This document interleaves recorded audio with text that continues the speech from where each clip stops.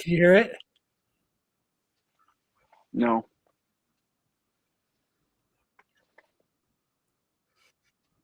Oh, well. All right. Welcome, everybody. It's Saturday night. I think we've got a pretty fun show for you guys tonight. Like in the video, we got Mr. the man amongst men, Philly himself, coming on to talk about his Con con that stuff, he's going to right? be doing on Instagram. We'll be here in Yep, about a half hour, so everybody stick around and check that out. So, and on that note, I'm going to cue my own freaking music.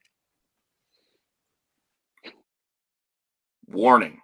The following video contains material that some viewers may find harmful or could be traumatizing to some audiences and doesn't reflect the opinion of Renovision. Viewer discretion advised.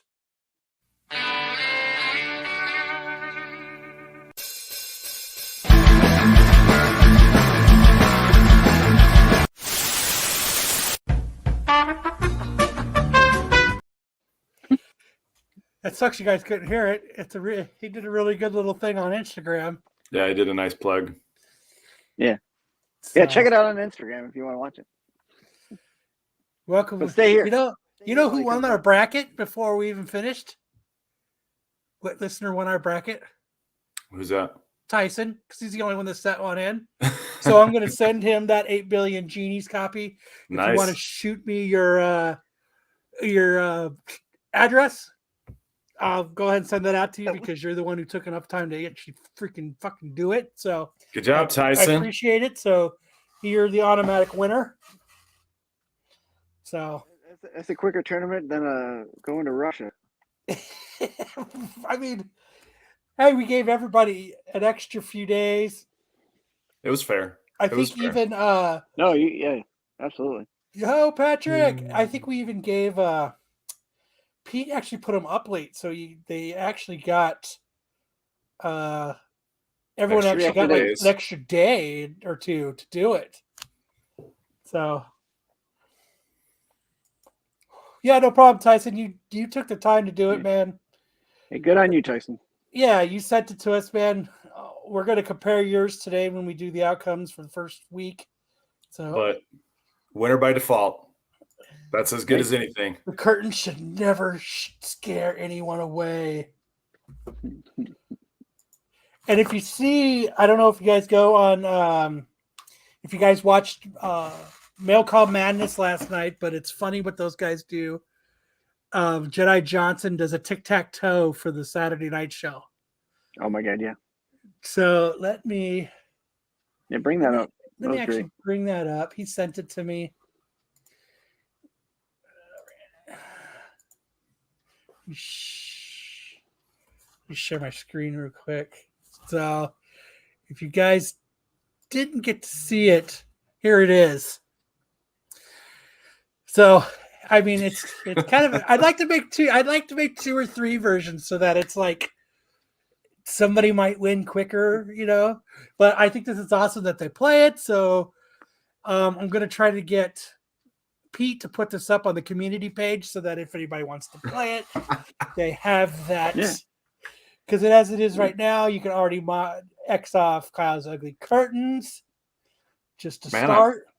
I'm happy. I've got at least 3 squares. I mean, there's also the free square in the middle, GIMP. That's something I'm responsible for. Look That's like 4 squares I've got. Someone's already almost got a diagonal right there. I mean, it's just the way it is. Yeah, anime, they guarantee. Ed mentioned the curtains. Yeah. There's going to be anime and manga. So that dodgeball's coming up. To make this, I might do something and not have the curtains, just so that it's not an automatic square. I might, I've got this little green screen thing that I can attach to my chair. I got it when I was on when you were over there at Flipside and Shortman Complex used to always flip out on us on our backgrounds. So I'd actually got one, and before I was like, fuck that. I'm just gonna do whatever I want. Why didn't anyone tell me my camera froze? We try. Your camera's frozen, dude. You can scratch that off now. No.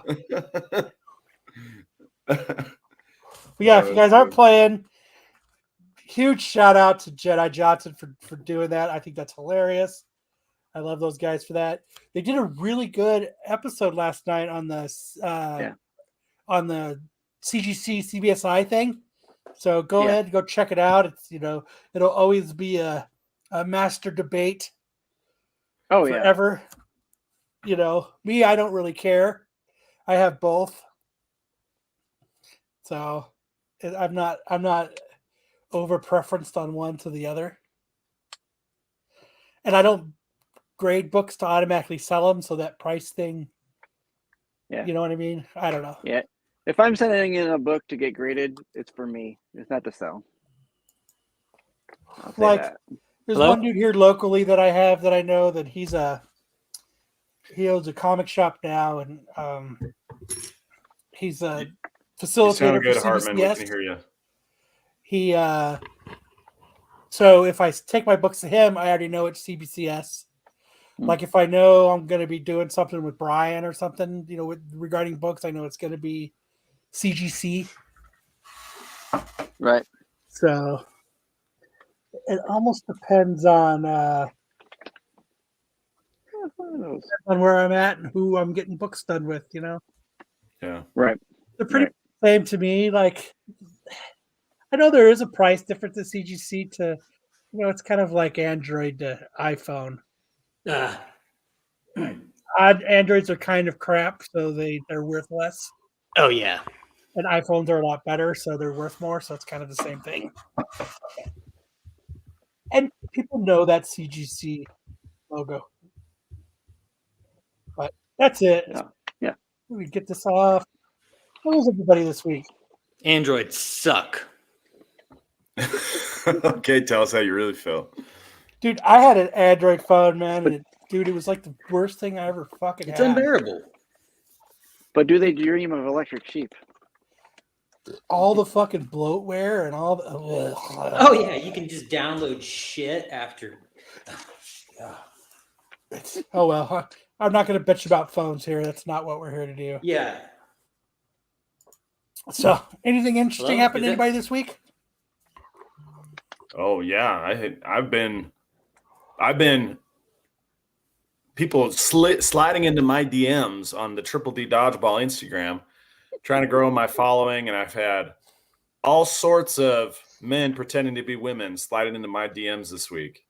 It's happened at least 100 times if it's happened one time. I sent a picture of boobs on a card to somebody and said the rest is it's not free. You've got to pay if you want the bra off. This is the second time I went by Play early, play often, man. Just for that, I'm gonna put extra shit in there just for that comment. I'm starring that comment. This guy was saying, "You want to grow your account? Then send me pics." So I sent him pics of a card with boobs. I like boobs. I'm like, your place doesn't seem like the kind of place to promote a card seller.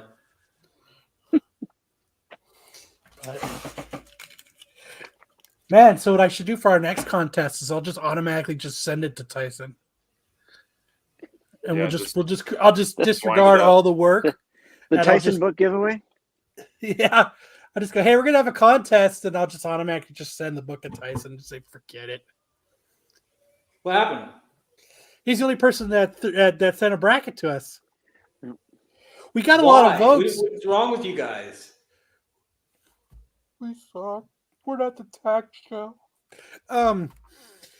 But yeah, but thanks Tyson. We appreciate it. So did he win? He said, yeah, he won. No, I said he's the only person that sent it in, so I'm just gonna send him the prize because he took the effort and time. He's good with that. Just keep sending that shit to me. But let's see. Why don't we get started with news? Because I know we're a little pressed for time for Sam, so we're going to try to do news and anime before Philly gets here.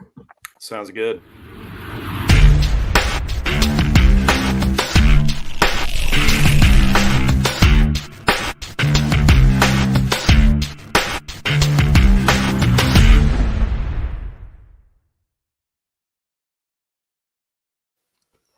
All right. Let's check out these headlines. No worries, TK. It's all good. I'm just giving everybody crap. It's no big deal.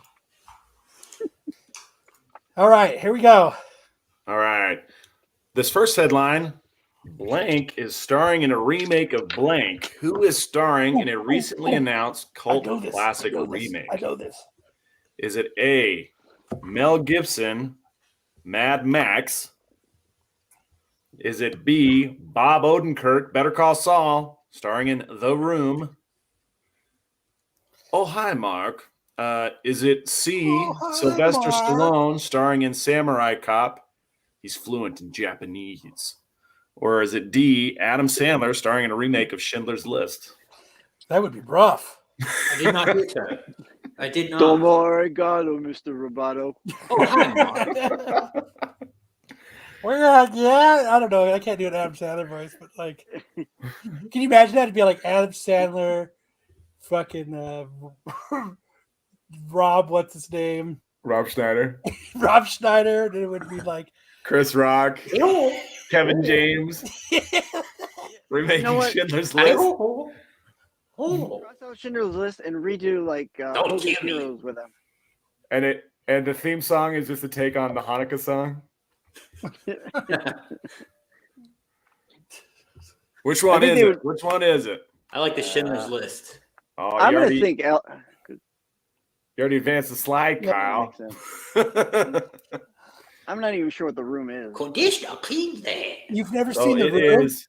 It No, is I've never seen B, The Room. Bob Odenkirk. Did you see Disaster Artist, Sticks? Disaster.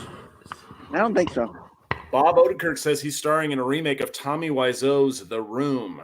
It's this really historically just awfully produced movie. You've never seen it? It's all over the place. I've never It's seen it. fantastic. It's got these Yeah. really clunky acting crazy. scenes where he's like, I did not hit her. I did not hit her. I did not. Oh, hi, Mark. Oh, hi, Mark. Oh, hi, Mark. And then, like, when he's doing his girlfriend, she's like, you could tell he's like way up on like her belly button. Yeah. And it's like this over dramatic sex scene that he's like doing her belly button. It's and there's I'll have to look it rumors like there's rumors like he paid for the whole thing himself with like Yeah. mob it's a cult money or classic. something. It's like, Well, they don't know where the money was sourced from. yeah. It was his own money. And imagine the new one, James Franco did the production, right? Or was it directing? But he was in character. Yeah. So he did it in character of that dude. So was instead of like horrible. And instead of like going out the back door to the alley, he did the set. He painted the alley badly instead of just walking out there to do the scene. Mhm. Yeah, there's a whole pop-up video type deal. You can, It's on YouTube. You can watch the whole movie on YouTube. It's really a wildly bad. terrible movie. We had a Oh, but also I want to say that this remake is a serious remake. They're not trying to lampoon The Room. They're trying to do it serious. Well, there's he's gonna be doing a it lot for of pissed free off too, people. isn't he? Bob's doing it for free. They're raising funds for AIDS research. So it's the I thought they already the- figured that one out. the proceeds from the movie are going to go to fund AIDS research. I think they just like stop it. They don't remove it from you. So it's like a wart. I don't know. I don't know. I how thought they already figured the that one treatment out, but I Andy thought Murphy so. said that some days there's some shit you just blow up. yeah, that's cool. I'm excited to see it. Yeah, same. I love the Disaster Artist. They stayed in the Ojai Hotel. I thought that was hilarious. Hold on, Ojai. what? Oh, what? Samurai Cop and Tommy Wiseau. There's a place here in Phoenix. It's not. I think it closed down because of COVID. But it was it was like a movie bar. The hell was it called? You talking about Alamo Draft House? No. It was in downtown Phoenix. It was right next to my wife's work. Was it called the Dragon or something But like that? But what happened is Tommy used to go there and they would do showings of The Room. And he would do like Q&As and stuff. So, That's cool. Yeah, so look forward to that one. All right. This movie record was finally broken after 20 years. What movie's record was broken? Was it The Last Airbender's long stint as the worst M. Night Shyamalan movie? Was it B, Titanic's most theatrical re-releases by a single film? Was it C, Lord of the Rings, Return of the King, most awarded film ever? Or was it D, Scream's most kills by a masked murderer?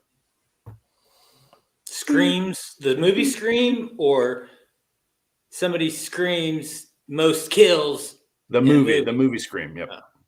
Most kills. He's getting removed for that.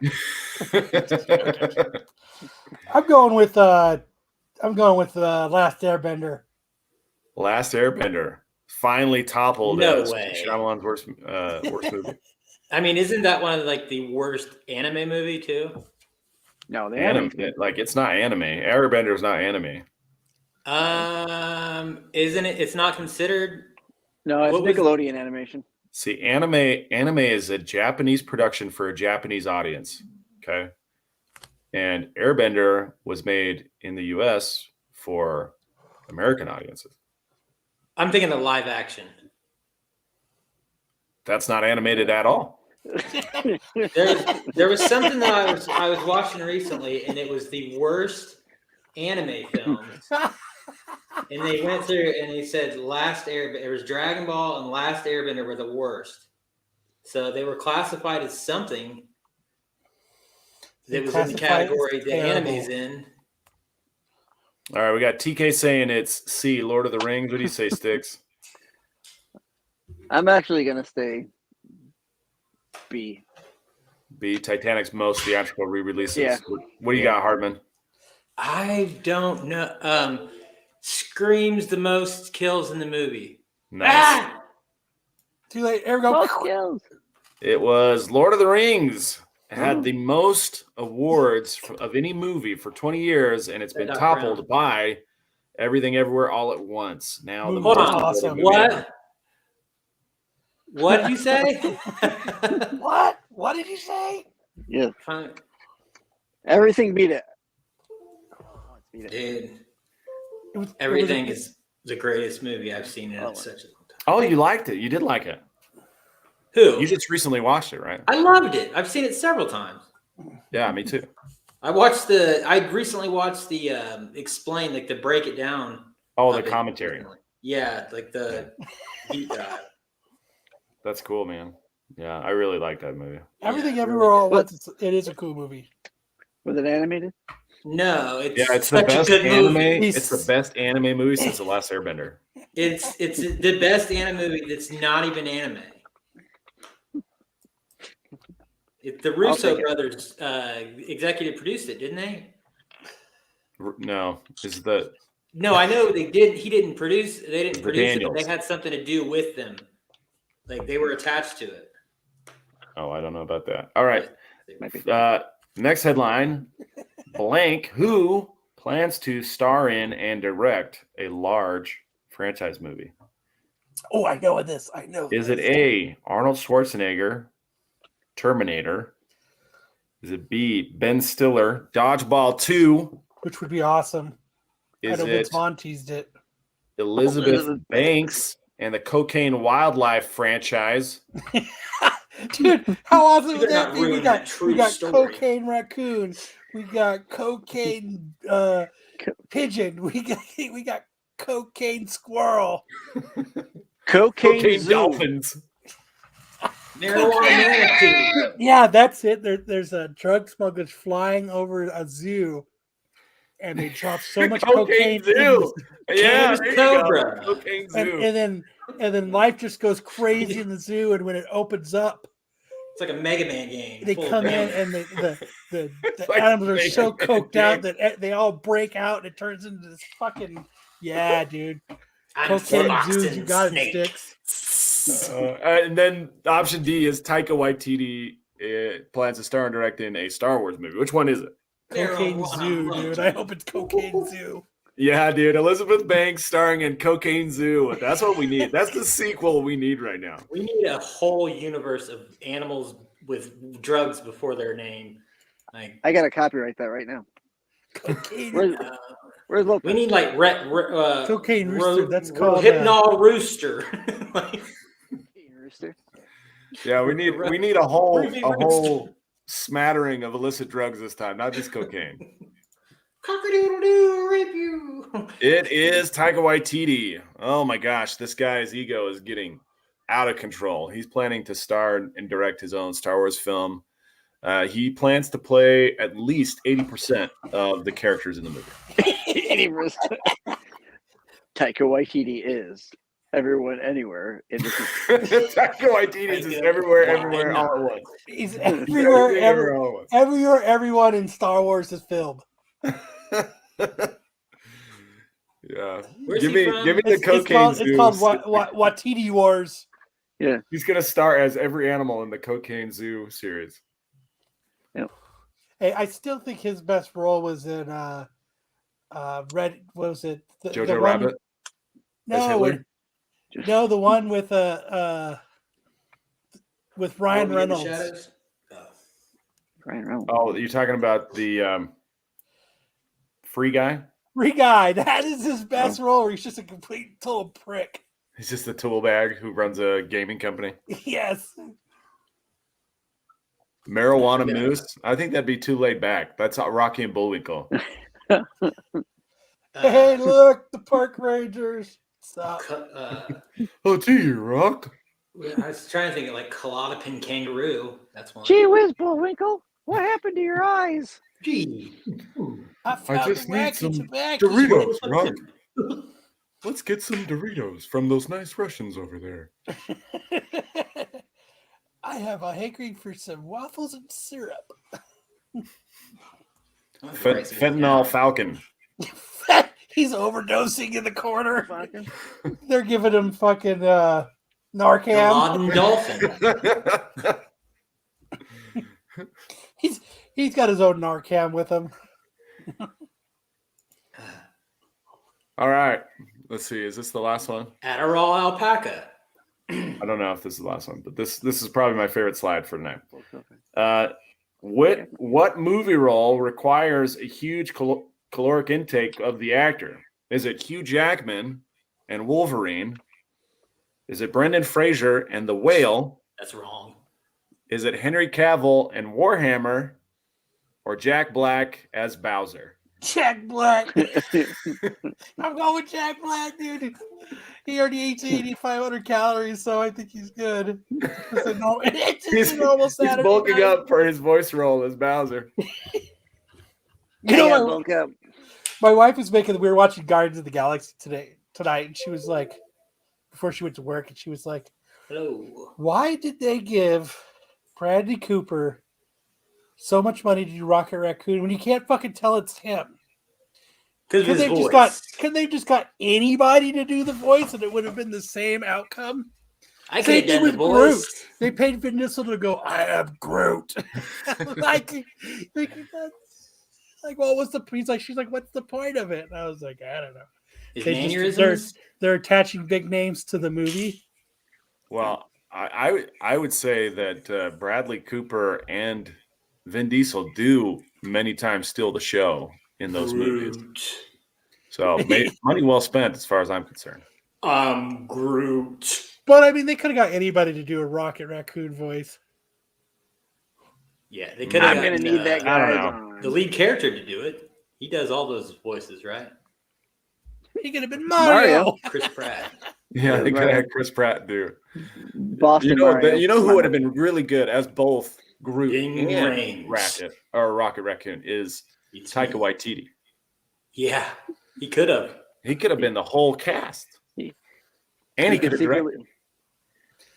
He could have directed it, then produced it, edited it.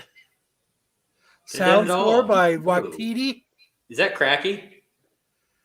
You're cracky. I'm cracky. All right, so the answer to this is obviously Jack Black. Just Yes. kidding.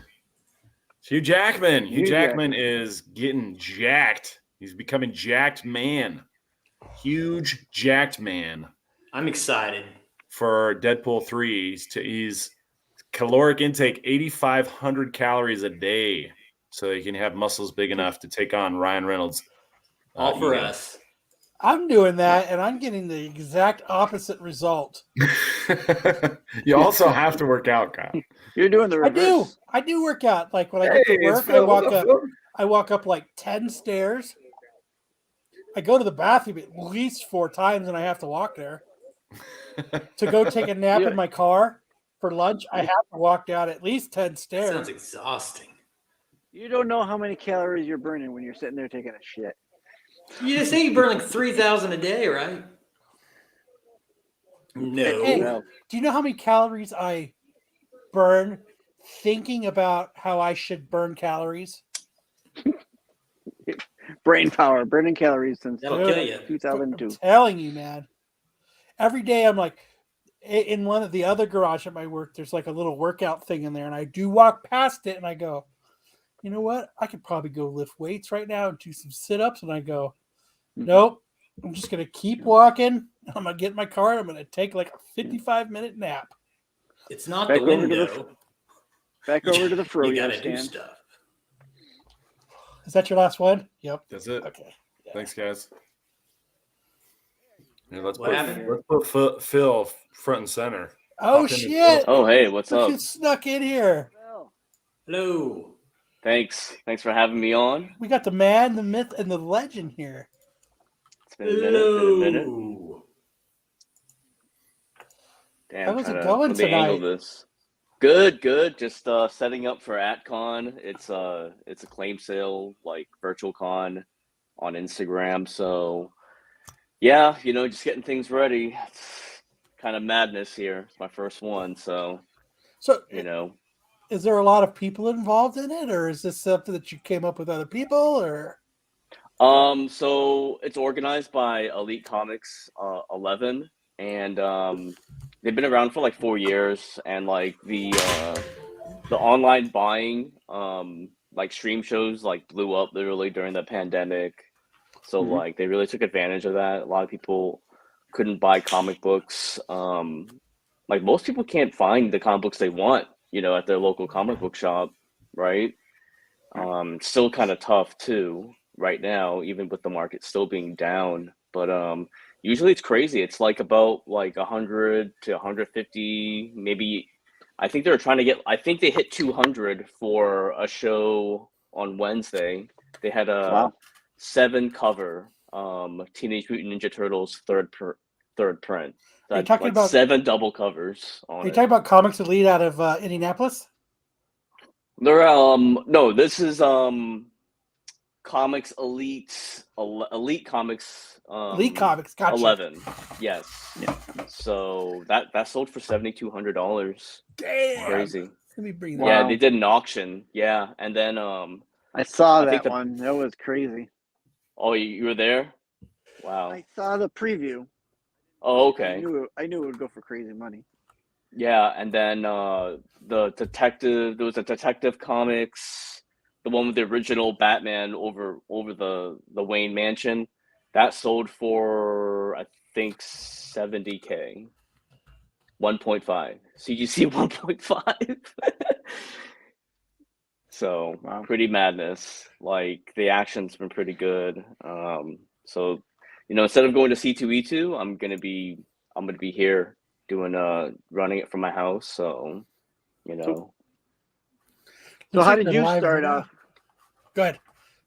How did you start off selling comics online? Was it through the pandemic? Had you been doing it before the pandemic? well, so I'm Vintage Comics and Toys. So I started with vintage toys. Like I just refound my love for like all things vintage when I was out in Los Angeles. The demographic, I'm not sure if any of you guys are from out there or not or visited. But there's a lot of appreciation for like vintage antiques, a lot of greaser heads. Like there's like flea markets are actually a really cool thing to do, like go on a date, like on a Sunday or something. Like, there's just a lot of appreciation for just all old things and collectibles and stuff. Okay. So I got back into the vintage toys, and then it kind of ventured into the comics. But comics is kind of really complicated because like it's so hard to grade a book. Like it's like Right. it just took a little while. Then I ventured in, and then I moved out to here, Virginia, like 6 years ago, and then Oh. I bought like two big collections, like one storage locker collection. I bought out at a comic book shop, and then we just started up from there. So yeah, it's been I a was good time. We're just like adjusting so much, like things going on in the market, perception of you know how vendors are doing business with people has changed. So like some people you have to shift gears a little bit, and I hit up Ali with Elite Center 11 late in the year last year, and wanted to see if he would take us on. We had a really good show, and then we agreed to do a monthly show with them once a month, and I basically can sell anything I want. There's like, I love Star Wars comics. I love, I still love the vintage. I still love the modern stuff, so. What are you collecting right now? What are you trying to snatch up every time you see it? Like you're like, they don't know about that yet. Well, I really, the Toon stuff. So I guess this is a 90s madness thing, right? Like, have you ever seen this before? This is like a 2-pack of Oh, that's cool. Mario Brothers 2 and 3. So I'm gonna have this up for claim on Sunday. But like all the Mario Nintendo Valiant stuff is like really, really hot right now. Yeah. Like I'm still trying to figure it out, This one. but I mean there's a lot Yeah, this one. of people that speculate, and they're not saying anything, right? But check this out. This is first Dr. Mario. Dude, I And loved that game as a kid. yeah, and then there's like a little caption underneath with a boxing glove. It says Punch Out. So that might be Oh. the first appearance of Punch Out in here too. So like a lot of people are doing a lot of buying, but they're not talking about it. Like this in high grade has all been cleaned out, So Dude, there was nothing better than playing Dr. Mario on your shitty Yep. black and white Game Boy. Trying to do all the. Oh, dude, it was awesome. So I can remember being in college and at the mall near our college, they had a dollar store. They had bins and bins full of those like 2-packs. yeah, so yeah, that's One for issue number myself. 9. So, I mean it's just and then Star Wars, of course. I'm still buying a lot of Star Wars. I'm trying to track the behavior of what people are buying with Star Wars because The Mandalorian's out, but a lot of those characters are not in comic books except for Bo-Katan Kryze. So, Yeah. I think a lot of people are like still honed in like the nostalgia of like the original trilogy characters. Like those are always good buys too, Right. Yeah, I've been doing the same thing. I've been getting like a lot of those 80s kind of comics. So like I had picked up a couple Visionary comics this week. Yeah. Yeah, that's a good book too because lows and high grade have been cleaned up too. Like no one's talking about. It's like it's funny. It's like all the people I know that that been writing for Comic Book Invest, like the podcasters, they're not saying a lot. They're just like, yeah, they're cleaning it out. They're cleaning out what they think they love and appreciate. Yeah, Ghostbusters, like all that I've been picking up nostalgia stuff. Ghostbusters left and right, and then I picked up a small run of Mad Balls this week. So I'm getting that just as well. So yeah, and like a lot of the new I'll pick them up. Yeah, like a lot of the new comics, like the Mad Balls versus Garbage Pail Kids, like it's reigniting, like OG collectors, and like you don't even need like, live action like speculation. It's like, oh, okay, like this is reminding me like this was cool when I was collecting as a kid. But there's nothing cool than that nostalgic feeling of then being able to go out like Garbage Pail Kids. Like I remember being so excited for my grandpa to drive me to the gas station to buy Garbage Pail Kids and then to see them on comic books and stuff. It's just that feeling of, I just have to get that just because how much I loved it as a kid. I think that's what's awesome. I think that's what It's just a badass feeling. Fuck yeah, makes me feel like a kid again. Yeah, Yeah. I mean, I'm also seeing that the vintage toy market's been like taking a hit as well, but then people still can't find stuff. It's like people Right. bought all the stuff waiting like, oh, this stuff is gonna keep going up in price, and then like, oh, I don't want to lose my money by selling it or break even, like, So I've been seeing a lot of investors, vendors. They're just like, screw it. I'm gonna just clear some inventory, make some money, and I know I can buy it back later. You know what I mean? If I need to, when we kind of see that we're gonna go right back up again. So, a lot of dead inventory with people right now. But I mean, it's not necessarily dead, but it's just Go ahead, right. Darth. What's that? Lopez, what's your question? I'm talking to the chat. Go ahead, keep talking. I like to talk to the chat. He's got a question. For sure. Oh, for sure, Darth. Oh, here, first thing for that, Joe's asking, being a fellow, are there any brick and mortars you hit up locally? Oh, so I just posted an Amazing Spider-Man vintage haul from Victory Comics. They're like the top dollar vendor when you go to Comic-Con.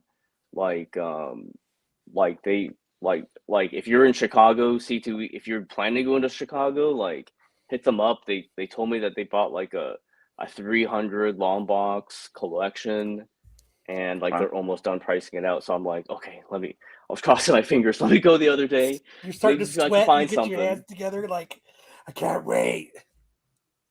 Yeah, so that's a good place. And then I'm pretty sure he knows about the Annandale show. In like there's another podcaster called Automatic Comics. I've never met him. I saw him there once, like the last time I went. And that guy finds like great Golden Age stuff. Like oh, look, check out this LB Cole I got, and just look at Schomburg. Like, and he just finds it in the box. He found like a Scooby Doo one that's like mid grade, and it's probably worth like in the teen thousands or something like that. Like, you probably bought it for like a song, a couple Thank you, hundred or Joe. I something. didn't know if that was a typo or not. I didn't know Yeah. Nove was Northern Yeah, Virginia. no, I knew that. Yeah. I'm a we're not- West we're not- Coaster, so we don't We're know not that. Nova Core here, Yeah, but I'm a No, West right. Coaster. I don't know that East Coast lingo. West Coast must be really hard to find comics. I bet, Dude, I mean, like me and McClay and stuff, and I know Sam lives here and stuff, but like, there's none of those shops here that are like you just go in there and find, you know what I mean, where you find gold. Like Jesse James by me, he's as close as you're gonna get now, but there's not that like we don't have like honey holes here. Where in California are you in? I'm in Arizona. We're in Eastern California called Arizona. Yes. Oh, Arizona. Okay. Yeah, like I live down the street from McClay. Like I live a few miles from McClay, and like when we used to go hunting and stuff, like for a while it was all right. Then all of a sudden, like one day it was like, it's like They're all gone.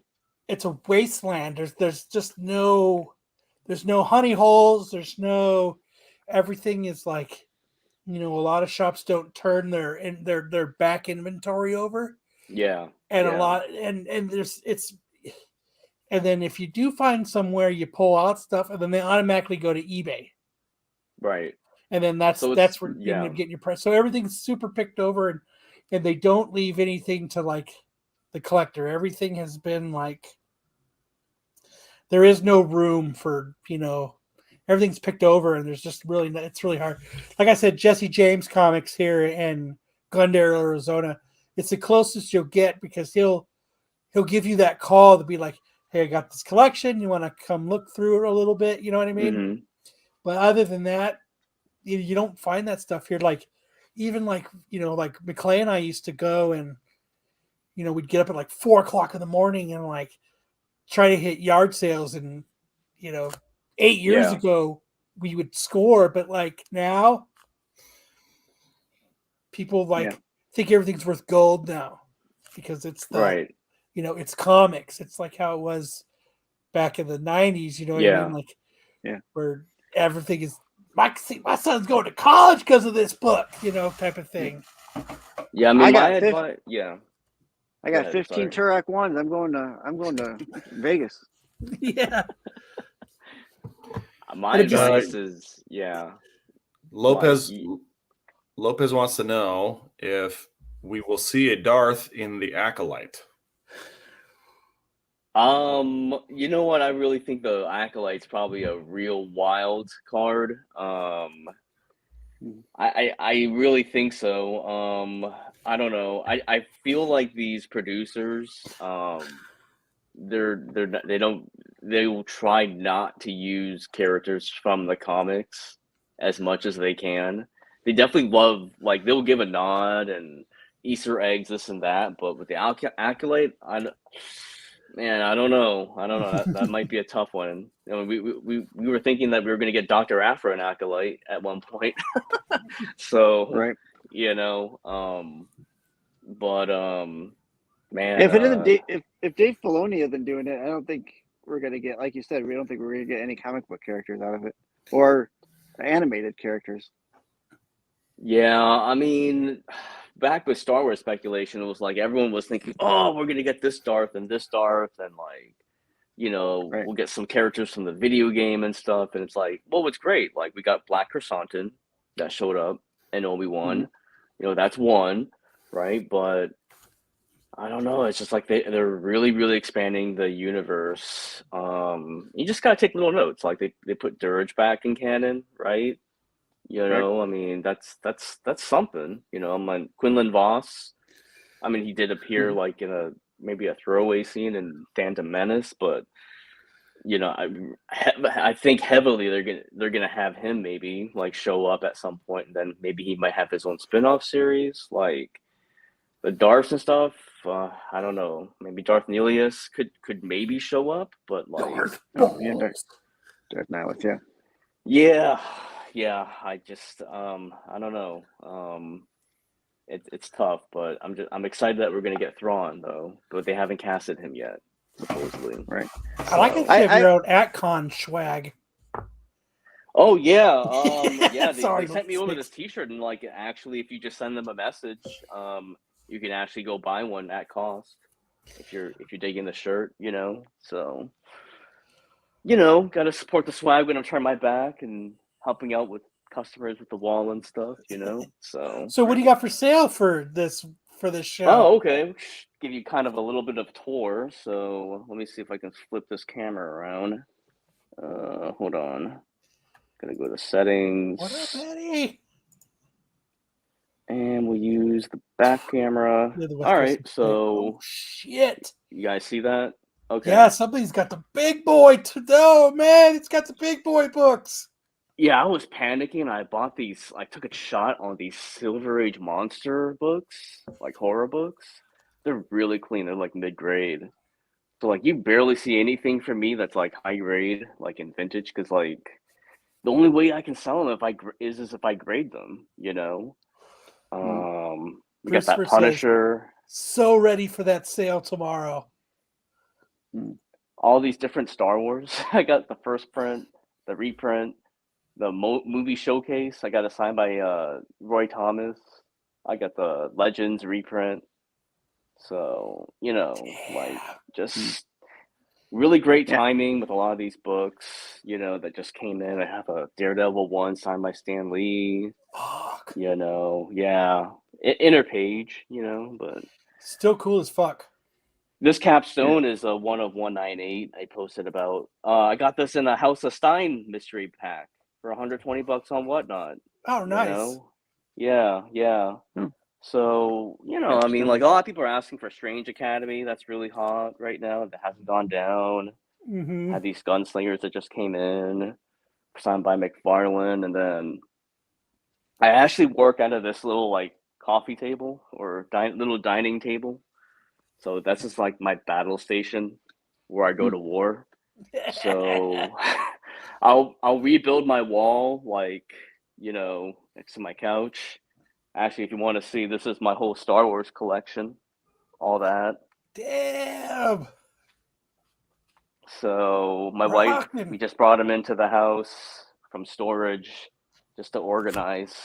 So A to Z, because I really am going to go double down with Star Wars.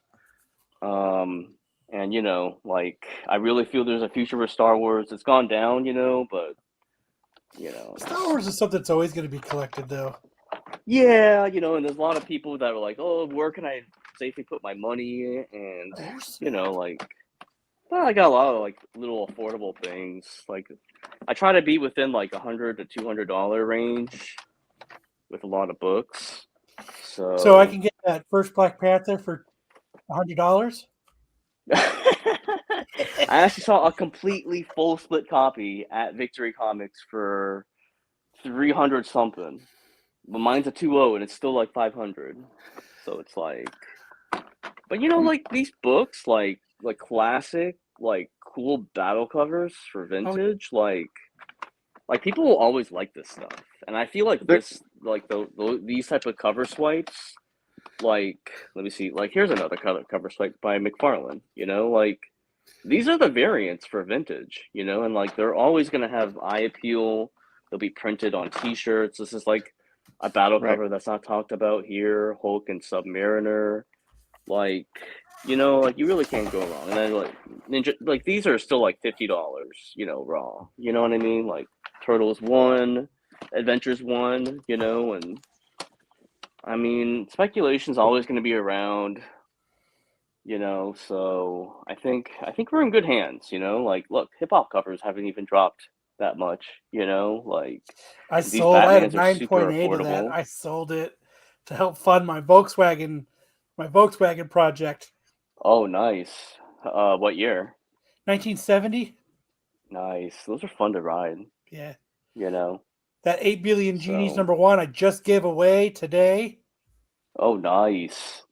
Gave it to Tyson because he won our contest. Yeah, CGC is weird. Like, I actually got this in a super thick like holder from CGC. I'm like, this is not like a real video game, guys. Like, you guys kidding? My Paper Girls #1 is in one of those big cases like that. That is thick. And I was like, I thought like I didn't send it off to get graded. I had bought it from somebody. Yeah. And I was like, oh fuck, is this like a fake CGC? You know what I mean? Like I was like Right. First. All right, get this through the front here. But yeah, that was my little tour. I just Cool. I have like 3 short boxes, 3 slab boxes right now. I'll probably add another 2 slab boxes. I only have 2.5 hours to show. It's a really, really short time. I don't know. Those are banger books, man. So I don't know. I think they're gonna go quick. Hopefully, what like day day and time is tomorrow, 4:30 p.m. Eastern time, 1:30 p.m. Pacific time. So on Instagram, yeah, we'll definitely cut you all some deals. I'm always down. So I'm here to sell. Eddie's asking, is this going to be on your channel or do they have to go somewhere else for it? Oh yeah, you can catch me on my channel. Like I'll co-stream it with Elite Center 11. So if you follow me on Instagram when I go live, you can just go to my account on IG and participate in the show. Type in, you just say this is how much it is, and we just type it in and you go, all right, cool, Kyle, it's yours, or is it bidding, or is it basically, yeah, like just type in the number that you want, like, hey, this is $40, just type in 40. First person that says 40 gets it. If you want to haggle with me, go ahead. Like I'm usually really like chill. Like I'll give everyone pretty much a discount, for the most part, like 99% of the time. Like we also get a lot of low ballers, and I do get it. Like if the person has bought a lot from me and they want to lowball me, like I'll probably, accept it, if I have the room. So like it's just the spirit of it, it's like hey, Jesse James, I'm gonna refer to him again. He told me one thing one time. If you have repeat customers and you don't give them those lowball hookups, he's like, he doesn't understand it because he's like, okay, so I could sell him that thing at full price, or I could sell him thousands and thousands of dollars of shit at a lower price, and they keep coming back. Right. And it's like really important with cash flow because you guys also sell too, right? Have you guys done Whatnot or any of the other? Okay, Stick Boy. Yeah, I remember you Stick Boys. So it's like that cash flow. It's like you keep coming, and like You know, once I started making like just crazy amount of money on Whatnot, it was like, wow, now I see how department stores work. Like Walmart, like they don't want something hanging out there for more than a season. They have to turn it over because shelf Yeah. space does cost you money because now you have like, you know, a bunch of short boxes Yeah. or long boxes of books, and now you can't get anything else in to sell. So you have Yeah. to turn it over. Yeah, they're just And if sitting there. you know, You'd if have you things. have You'd have storage, clothes from the last decade there. You know. yeah, and like So, storage is yeah, like yeah. really expensive, you know, like it's just no joke, you know. So That's for sure. We were talking the other day about yeah, eBay Live, yeah. and there was something you kind of wanted to bring up. Let me share my screen real quick. Oh yeah, so I'm friends with Nick GQ on Instagram, and he shows his championship belt of eBay Live, and I asked him in the comments, so are you selling with eBay Live at C2E2? And he's like, yeah, I am. So I guess he's, you know, eBay Live may be kicking it off. I haven't seen anything from eBay itself, but he's saying that he'll be selling with eBay Live with comics. So Dude, I guess they're starting that. I'm so stoked for that. Hmm. I really am. I am stoked for oh, I just picture my battery just getting wasted because of eBay Live. Like how Yeah. Whatnot we used to be when everybody was first on Whatnot. Like Yeah. you just kept Whatnot on and you're just bounced between. I think that's how the eBay is going to be. But I think there's just something about eBay that I think it's just going to kill everything. What do you think about eBay Live? I think it's gonna get a lot of vendors kind of curious to see what, you know, books will go up, like quality books. I think they want to have they I've heard that eBay wants sellers that will have repeat successful live shows. So I think the quality is going to be really good on eBay. I know eBay Live. I mean, I know eBay itself had their own variants, but they didn't have that much. ANZ Comics, friends of ours, they did like a Jane Foster, Thor, Pichu Amoko, and it sold a lot. So I'm curious to see what they're going to do with the variant market. I don't think they're going to go crazy. Like they seem really conservative with doing exclusives at right now. Like they didn't take it. I don't think they took uh, um, advantage of the booming market last year with the variants because I only saw just a small handful being available for buy it now with certain vendors, at least one vendor, and then I'm curious to see if the sales are going to be reported on live sales. So that's probably something that, um, you know, whether or not they're going to release that data or not. I know Whatnot, they were debating whether to release their sales, right, to the public, and they never did. But eBay Live, I mean, we'll see. We'll have to see what their policies are because with Whatnot, you can be like, hey, comic A, B, C, D. Like with eBay, are they going to make you actually list each line item with a show? So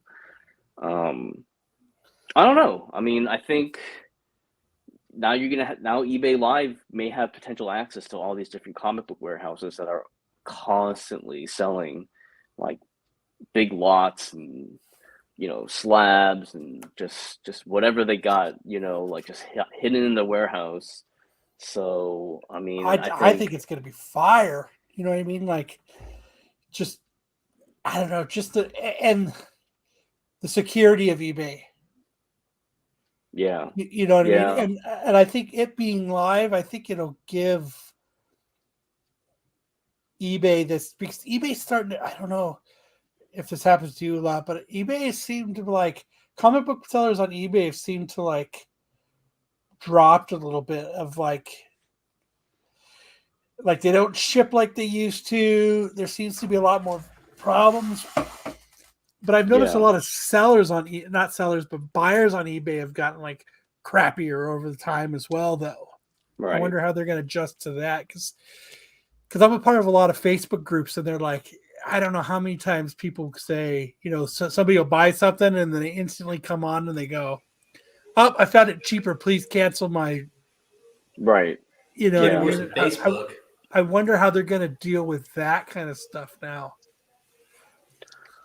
I don't know. I think I know Whatnot had a quality. They have a quality control. Like if someone is, I heard of a whiff of someone actually selling, packaging comic books in garbage bags.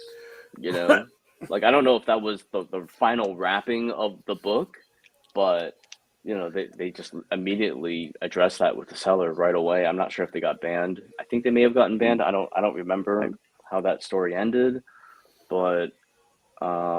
Shit. Yeah. I'm just like, I think the quality control. They're gonna really look at the quality control. You're gonna have to good, like a long kind of feedback. Like they're gonna look at your most recent feedbacks and stuff. Like I recently just jumped on eBay. My friends have been telling me, "Hey, you got to get back on eBay, Phil." They're just killing it, and I'm looking at their sold sales. I'm like, oh my god, you're like selling like new comic book day stuff, like 9/8. You're like the first to the market. And they're just like crushing it because there's some people that are kind of taking a break from selling comic books, and they haven't jumped back on eBay. They'll probably have to verify, like send the stuff off if they're over a certain price, right? Because that's what they do for cards. Yeah, I don't know. They got to start with the slabs, because now there's like some whiff of some counterfeit slabs going on the last couple of weeks through Craigslist. I'm hearing. Yeah. Like there are some people are going into the CGC census and duplicating the certification number, but then they can't quite duplicate the font of the lettering that they're using for their first authentic CGC slab. So you could kind of tell that's kind of a little bit off, but Right. Are you familiar with how they do the cards situation? Like anything over $200, they send off and they authenticate it, and then they package it up and send it to the person who bought it. So they I guess it's a so many day, like a 4-day process, and then they ship it to them, and it's like in a box, a special box with a placement spot for the card, and letting them know that it's official, but it has to be over $200. So I'm wondering if that's if they were putting that out to kind of get ready for graded comics. Yeah, it's kind of like I've seen kind of an overview how they do it. We'll see. I know eBay has its own comic book department. Well, they got TCG now too. They're selling comics through TCG. Yeah, I haven't heard of them doing anything like that with comics. But whenever I call customer service, like, they kind of have a slight overview of what how comics should be packed or how they should look, or like if I say like, oh yeah, the case was broken, whatever, like they know what that is, like they know at least the basics, but I think they're still way behind. We'll see. They do even shoes. The shoes I've heard have gotten really strict. Like the resale of vintage shoes, like sneakers and stuff.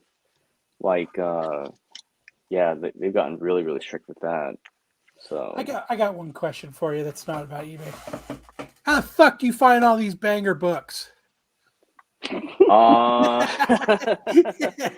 I you know what, like I decided not really go after collections as much. It's just it's so hard selling dollar books. Like I just recently purged like my last dollar books on Whatnot like a couple weeks ago, and it's just such a headache. So I just go after books one by one.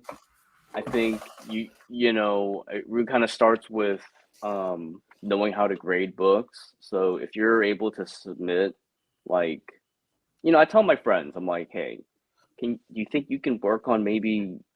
They asked me for advice on selling. I'm like, do you think you? I'm like, okay, do you think you can work on maybe sending one box to CGC? Like, I mean, it doesn't have to be 25, but maybe you can send like 10 books, right? Mhm.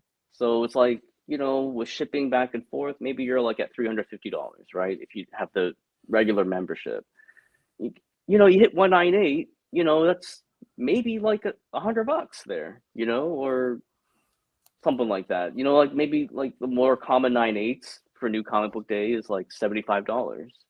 So, once you sell that batch of books, then send another box. Try to get it good enough to do it once a month. Mhm. So, I think buying books one by one, knowing what your customers like to buy from you, it's really, really important. But I mean, I try to like stretch myself, and it's kind of really bad. Like I'll buy like Power Rangers, Star Wars, like the Toon stuff. Like I'll buy some of the New Comic Book Day stuff. Like buy Vintage, I buy Golden Age. Like it just get a lot of experience memorizing, covers, and like, okay, well, maybe this person undergraded a little bit. Like, I'll take a stab at it, ask for a little bit of discount, get it graded, and you'd be up on your ROI. So it's really important to just be able to turn over, and just you got to scale yourself, because there's a lot of people that just like, and also in the card business, like they just dump everything right back into the inventory. And it's like, how many years can you do that? Like, I mean, for me, I did it for like 5 years, and it's like, you got to see like some end, like light at the end of the tunnel where you can scale it, where you can actually make some money, get a little bit. And I think I've been talking to a lot of collectors, and they're like, the real expectation is only to make like 20% after fees, A lot of my friends are a lot greedier than that. They want like 300% ROI and stuff. I'm like, you're out of your mind. You know what I mean? So, sometimes you get lucky, but, as long as you can find a way to scale, and then the hobby will just pay for itself. So if, 20%, 30% after ROI is something that you can finally get to, and just consistently be able to save a little bit, pocket a little bit for the business, then I think you're good to go. You can just buy whatever you want. Right. So knowing what you're looking for, to paraphrase G.I. Joe, is half the battle, right? Yeah. Do you use any kind of app, or what do you use to say this are the things I should be looking for? Like, you have are you old school and have a notebook? Basically it's like, man, if this looks rare or something, or gonna, Or like, you just kind of like eBay sold prices are always like, a good parameter. Having a thumb, kind of knowing about pop culture, like what things are kind of in. It's really popular. Like these trends always circulate. It's just like the fashion business, right? So like, ripped jeans or skinny jeans were like 2 years ago, and now it comes right back in, or tie-dye shirts and it comes back in, it's kind of like,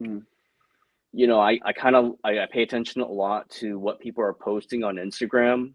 Like all the people that I follow on Instagram are all related to comics pretty much, or just my customers, and they just post stuff of what they're buying. I see what they're buying. I'm like, oh, okay, yeah. It doesn't hurt also to, take advantage of going to these claim sales and seeing what people are spending, like live, without like hesitation, you know what I mean? Or going into a Whatnot stream, see what's selling. And then you just kind of formulate, I mean, I'm pretty sure you guys cover a broad range of comics, titles, things that are hot. I saw you guys reviewing Deadpool and Wolverine and stuff. Like Deadpools are like really in, but no one talks about it. Like no one talks about Deadpool comics that much. But if you find a little run of high grade Deadpool covers, I mean, you might be all good. You might be good. And if you know that a lot of them are homages, right, or photo bombs, like if there are particular ones that people are looking for, you might hit a little honey spot when you go through a run, So I know Carde was asking me, he was asking our group chat the other day. He was like, "Where is the best place to sell?" Like, what were you asking us, Hartman? I was asking basically like, where is a place that I can just go and post besides eBay? Like with not like whatnot is like I'm not trying to do auctions and stuff like that. Just is there a group on Facebook that people go to and they list stuff there, just post pictures or because with cards you got to get on there, you got to write your name and a tag. Every photo's got to have a tag in it. You got to have like all this BS. And it's like the other day I spent like 5 hours just getting stuff together just to make like I ended up having a pretty decent sale, but I mean, if it wasn't for him, then I would have been doing that all night for like, I mean, felt like I was working for pennies, basically, how much work I was having to put in. I mean, is Instagram the best place now? Like, I think Cherokee Middle says America. What is it? Macari, but you Macari, gotta pay a fee every time you get money out. So, or if you spend it in the store, then you're saving some money. But it's almost like they do that with Amazon. They give you the stuff on a gift card, but you got to spend it there. Like it's kind of how I feel like with Macari. They keep your money, and you got to pay a fee to get it. I mean, everywhere's going to take a fee. They You don't have make the to, money but- for Well, Macari doing takes it, a fee, and they take a fee to get your money. But eBay there's a just fee saves you for the it. money. Yeah. I mean, if you want it direct deposit and you want it like within an hour, yeah, they're going to charge you a fee. But if you don't mind waiting the 3 to 5 days, they don't charge you anything. I mean, where do you seem to have the best success, Phil? I mean, honestly, before like these apps started pumping, whatever, right? Like it was just eBay. Like I would have like successful months. I would make like 16 to like maybe 25,000, 30,000. Like during that whole boom, like 2019, late 2019, early 2020 boom. Like, and you just start your prices high. So like for like an app like Whatnot, it's like, okay, well, let me start it high, like half off or like 60 or 70% off. And then maybe I catch some wind and get, as long as I don't lose money, I'm fine. Or if I'm okay just purging it just to make room for inventory and you know better how to buy now, that's fine. I think eBay's probably the best bet because you just got to go back to the roots. That's all the buyers are going right. You got to see where the buyers are going, and they're going right back to eBay. I feel like. So, I mean, there's a lot. I don't know. I haven't had any issues with returns. I've been back for about a month now. So, I don't know. Like, also with eBay as well, like. It's a different method, right? There's some really rare books where you have to make a record sale. Like you're in attack mode. So there's certain like partial part of my inventory on there is like 5 something percent where I'm like, all right, I don't care. I know a certain amount of books are going to get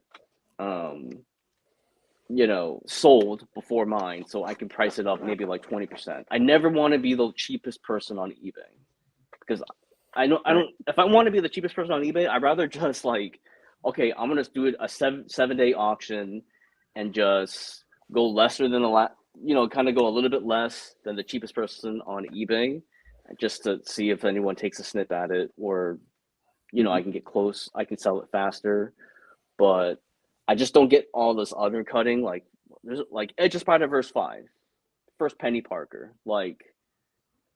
How is that book cheaper than like some of the other Edge of Spider-Verse books in that run in 9.8 that have like very minimum key? Like, there's one that a character just dies at the end of that book, like, it's just like, I don't know, like you just got to be smart about it. Sell the stuff that are easy to sell now. Because like before you know it, June is here with the Spider-Verse stuff, and then you're not going to be able to offload it. Like I'll just rebuy that stuff later, but I don't know, you just got to know the trends. I mean, it's really hard because like you could do claim sales, on Instagram, like just post, hey, I see a lot of people going like ABCD EFG and like everything's $5. Just claim them, or they're getting Right. rid of inventory that way. And they're building a customer base, which is really smart. And then when it's time to really, really cash in on some of the bigger books, you can get, repeat customers, so, and then no fees with Instagram, right? So Jedi's asking, does it help to tag when selling on IG? If so, what tags work best? You know what? I like to copy people and like go to other people's posts, but like hashtag comic books for sale, comics for sale with the fire emoji. Like, yeah, I mean, it helps. It helps to tag your better customers. I never met Jedi, but I know that he spent a lot of money on Whatnot, right, on Star Wars. So I started Yep. tagging him on my Whatnot Star Wars shows on IG, see if he would come into the room. He did show up once, actually. So I've been on bidding wars with Jedi Johnson on Star Wars streams. But Uh-oh. yeah, just building that base, it's really, really helpful. The hashtags, yeah, for sure help. Like comics for sale, comics claims, like hashtag, like as you type into it, like the algorithm, that the search on Instagram will tell you how many people have used that tag. So, Are you talking and about then the it shows Meta you what Business friends are Suite? using it too. What's that? Are you talking about the Meta Business Suite on Instagram? Are you I familiar don't with know that? about. I don't, but I just know that when you're just making your posts and you're doing the hashtags, like when you're Yeah. in the draft mode for posting, like it would just like kind of show you how many people have used that hashtag, and then I just like, okay, I'm gonna go with that one. And There's like, the Meta Business Suite. It links to Facebook, and it actually allows you to save hashtags and star them, so then you oh, can just okay, go in and click them, and you can post to Facebook and Instagram at the same time. yeah, But that's really helpful for tagging, especially like you can search and it'll do basically the same thing you're saying it'll do, but it'll show up and you can star it and it'll give you Facebook, how many people on Facebook have used it versus how many people on Instagram have used it. And it also yeah, break down all your like how many people are following you, like who follows you, where they're located at, the best cities, the biggest cities, all that stuff. But yeah, that's that's good, super that's helpful. great. Yeah, I know some successful comic book businesses, brick and mortars, they'll like do their Facebook and their IG, and then also Twitter as well too, right? And then yeah, I mean, I see some successful people in doing some YouTube sales. I just started doing a show with Mighty Melv, International Comics, Lucas, and Ninth Wonder. So we're starting that up. We're going to be our fourth show this month, next week.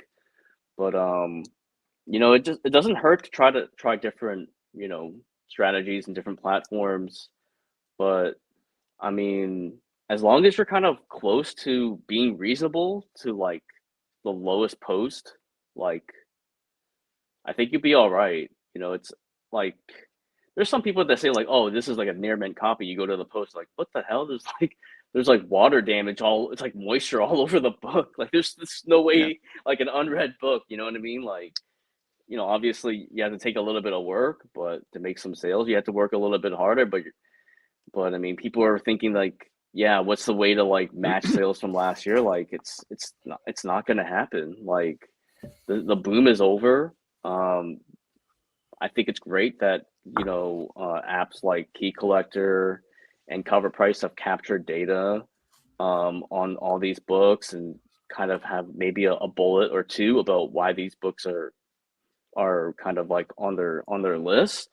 The knowledge is there. It's just that the buyers are just in volume are just not there anymore. Like people still enjoy buying comics, but a variant that just came out in like 2019 or something, it's like you're gonna have hard luck selling it for the record price from last year. It's just there's a lot of people sitting on that on like X amount of copies of that stuff. I heard the card market is rebounding. It's kind of stabilizing. So, I kind of see it with how it is with comics right now. I feel like So when's the con again? When is your stream going? Oh, my stream is tomorrow, Sunday, 4:30 p.m. Eastern time. Show us some of those bangers again, just so I can feel poor one more time.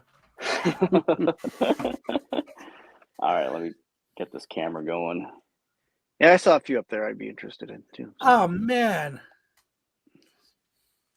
I see more than a few. Yeah. So do you take Visa, MasterCard, American Express? For you, Kyle, I could work. We do have a credit card processor just for you. Fuck yeah. You might see me tomorrow. Brucifer says, stop showing all my books. Oh, Those are Brucifer, hey, what's up? Yeah, Oh, dude, he's the man.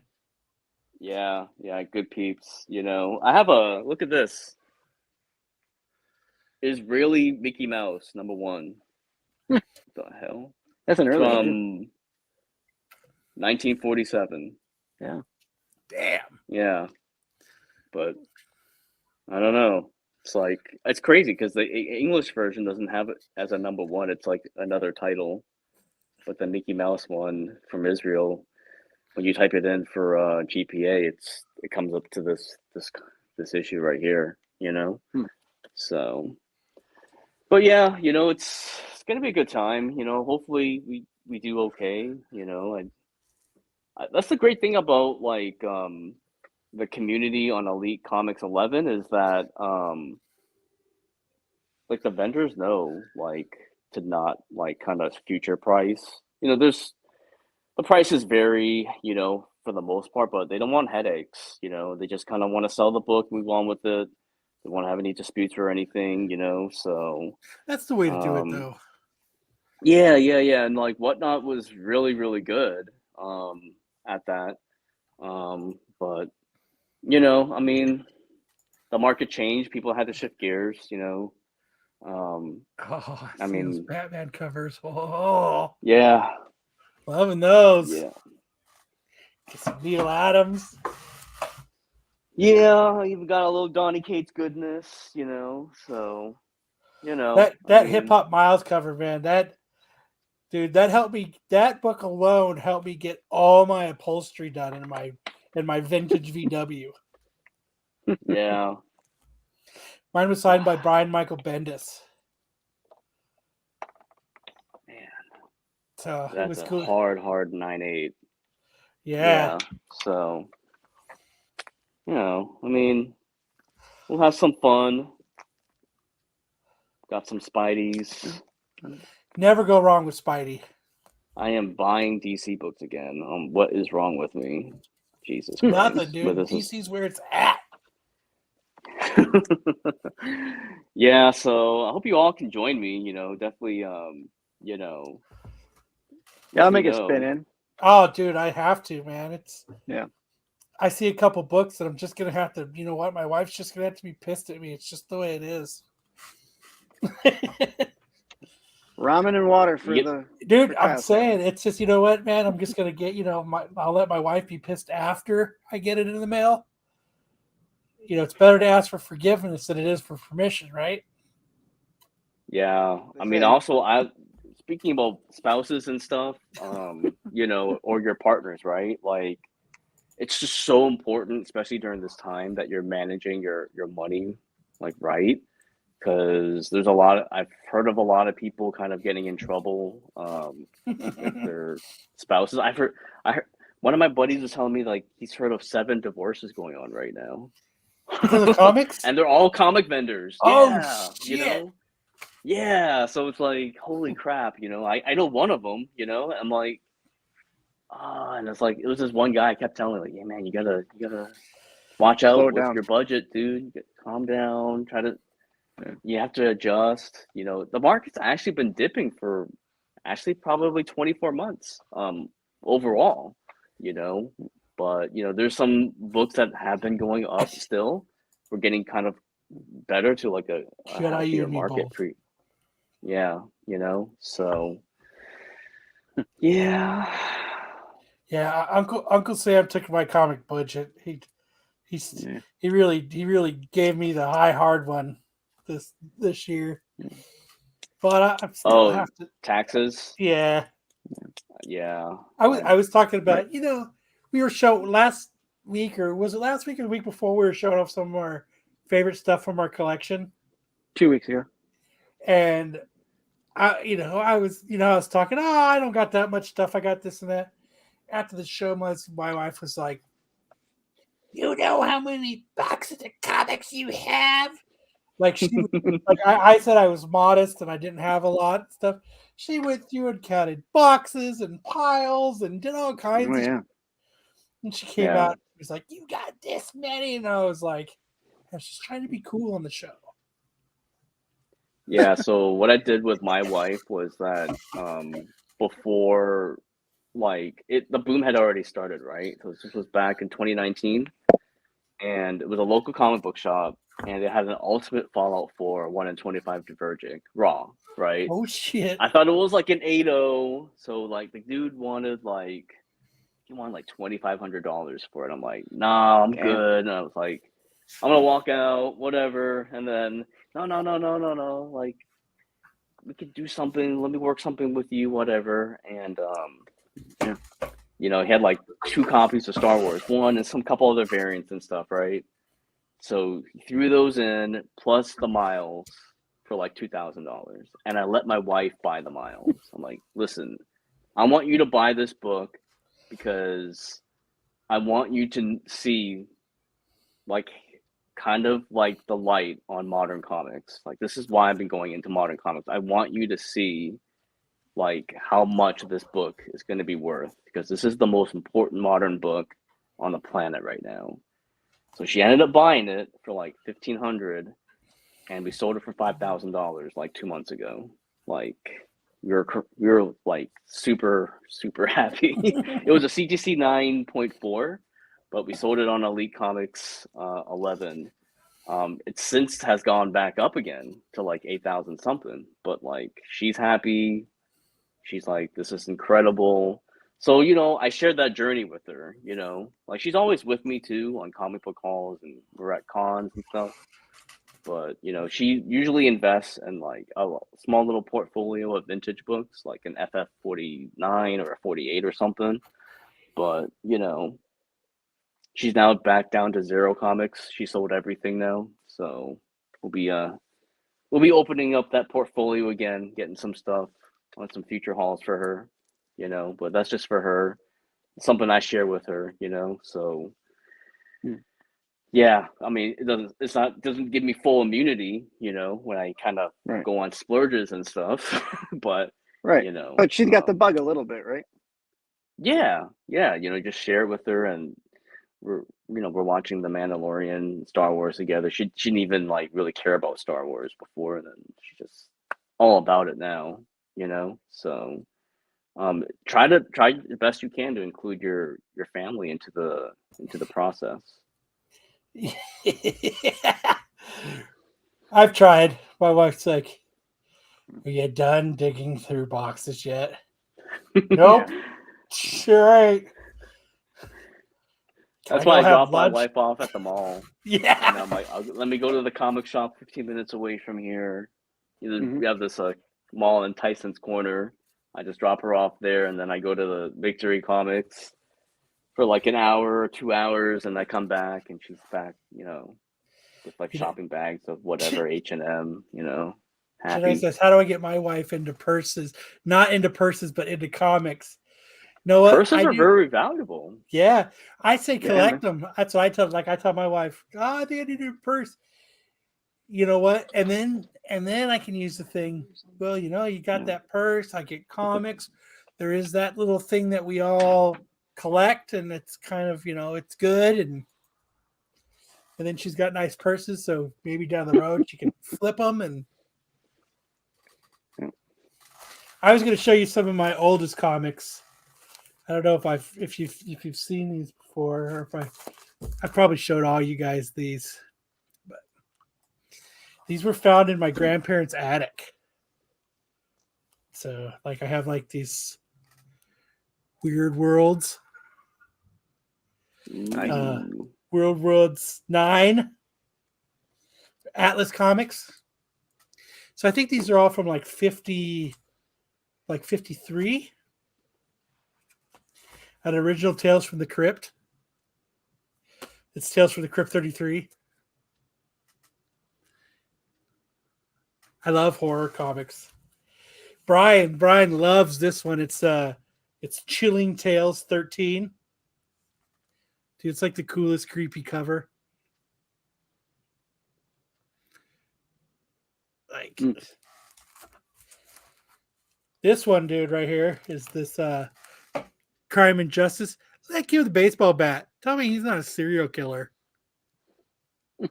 Motherfucker's a serial killer. Those are awesome. Then I've got like House of Mystery. And then Headline Comics. But my great grandfather was a big comic guy, and my grandparents were renting out a house, his old house, and I guess he used to store all his comics in the attic, and the tenants at the time discovered it, stole his entire comic collection, bailed. Yeah. They don't even know how many comics were up there. Those were just the Jesus. ones that were left when they Unreal. realized that they had bailed. But he was an Wow. old. Brian's always like, "The fuck don't you get those graded for?" They're more sentimental because it's like a family heirloom kind of thing. You know what I mean? Like, it was a guy that I never met that died mid-coitus. He was having coitus and died. Tell me that's not the best way to go out. He was railing his girlfriend at the time, and he died. That's awesome. Dude, I'd still to this day. Legend. But yeah, they rented out his house. Who knows what kind of fucking comics he actually had. So, but you want to plug one more time the con for everybody's? Oh yeah, so at con, so it's Elite Comics 11. You can also follow me on Vintage Comics and Toys. It's all one word on Instagram, so you can check it out. Like everybody's I got my already website not. too, so yeah, vintagecomicsandtoys.com. Got different comics there too. So, I mean, I've been doing a lot of content on IG. I kind of stepped away from doing podcasts. So like I know we really had, like, your people had to talk to our people. We sat in a boardroom for days trying to get you to come on. I mean, it was a task, man. Your people are tough, man, to strike this deal, but we're glad we finally came to terms on it. Yeah, I mean, I felt like when things were kind of slow during the winter, I'm like, okay, well, so I went on this like kind of went on this like legendary haul like during the summer. So I went like every single week. I went to a different city all across America. I went all the way over to Seattle as well too, to Emerald City Comic Con, and I just like, okay, well, while things are kind of slow, let me go get inventory. I want to kind of do myself I need to fall back in love with vintage comics again. And, I went on this crazy haul, like 6 weeks, 6 cities. And then I came back, I did New York Comic Con, and then I'm like, okay, I need to go on a little bit of a hiatus again, because like what I saw was a lot of panicking of people trying to sell collections at these local cons. So like, I'm not going to see these people again until maybe after the winter. So I like decided like, okay, let me do some more content. Let me sacrifice sales on whatnot a little bit. Let me try to connect with people. And I found out that after doing more sales on Instagram, there's like people who buy comics, and then after they pay, like they want to have a conversation about like the comic books they bought or what they're collecting. It's been really, really refreshing, and the content that I've been doing about like doing hauls or kind of like little opinions about things going on in the comic book market, like my repeat buyers are just like they're talking to me, they're messaging me, or they're talking back and forth in comments. It's been a lot of fun, being off of kind of YouTube a little bit, and then I just focus on my business, and I really feel like I'm interacting more with people on IG. So it's been a That's what I trip, think the man. funnest part about doing a show like this on YouTube is the awesome people I get to meet because of doing it. Like Bruce, for example, that dude's awesome. I talk to that dude every day now. Like some of the Yeah, people that I talk to every day are because I met them through doing this. yeah, Like you, for and that's example, I talked to right. you. The only reason I did it is because of this. Of doing, YouTube online. That's why I always try to tell, hey, listeners, reach out, man. I love chatting with everybody because I think it's so much fun. So I really get where you're coming from on that, that angle of, you really get to know the people that are buying from you. And I think it's Yeah, awesome. yeah, So yeah. if you want to stick around for a few, we're going to do best and worst covers of the week. If you've got to Oh yeah. bounce and get ready for your show, you're more than welcome. Whatever you want to do, Yeah. it's up to you. Let's do the segment. I can stick around for another 30 minutes. All right, cool. So yeah. Let's let me Sam coming back.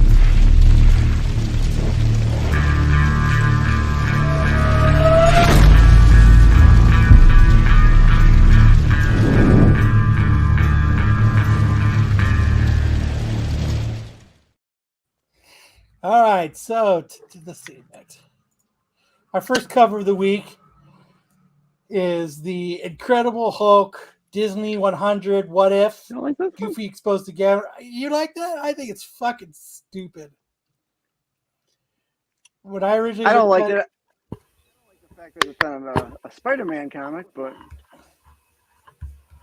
I don't think it's. Is that a money grab? I just thought it was dumb. I don't know. I might be on the minority here, but like, they didn't have to do this. They didn't have to do this. But they at did. all. But they did. They They did. did have to. I just think it's bad. It's just. The only So thing I have a problem with it being on a Spider-Man book. So is the artist, is it Sky Vitale, or Yeah, who's that's the artist of it. Okay. Yeah. I mean, I guess you're right, Jedi. It could be a niche cover. I saw it and I was like, oh, fuck, man. I really was. Hulk smash. And I get it's the homage cover and blah blah blah, but I don't know.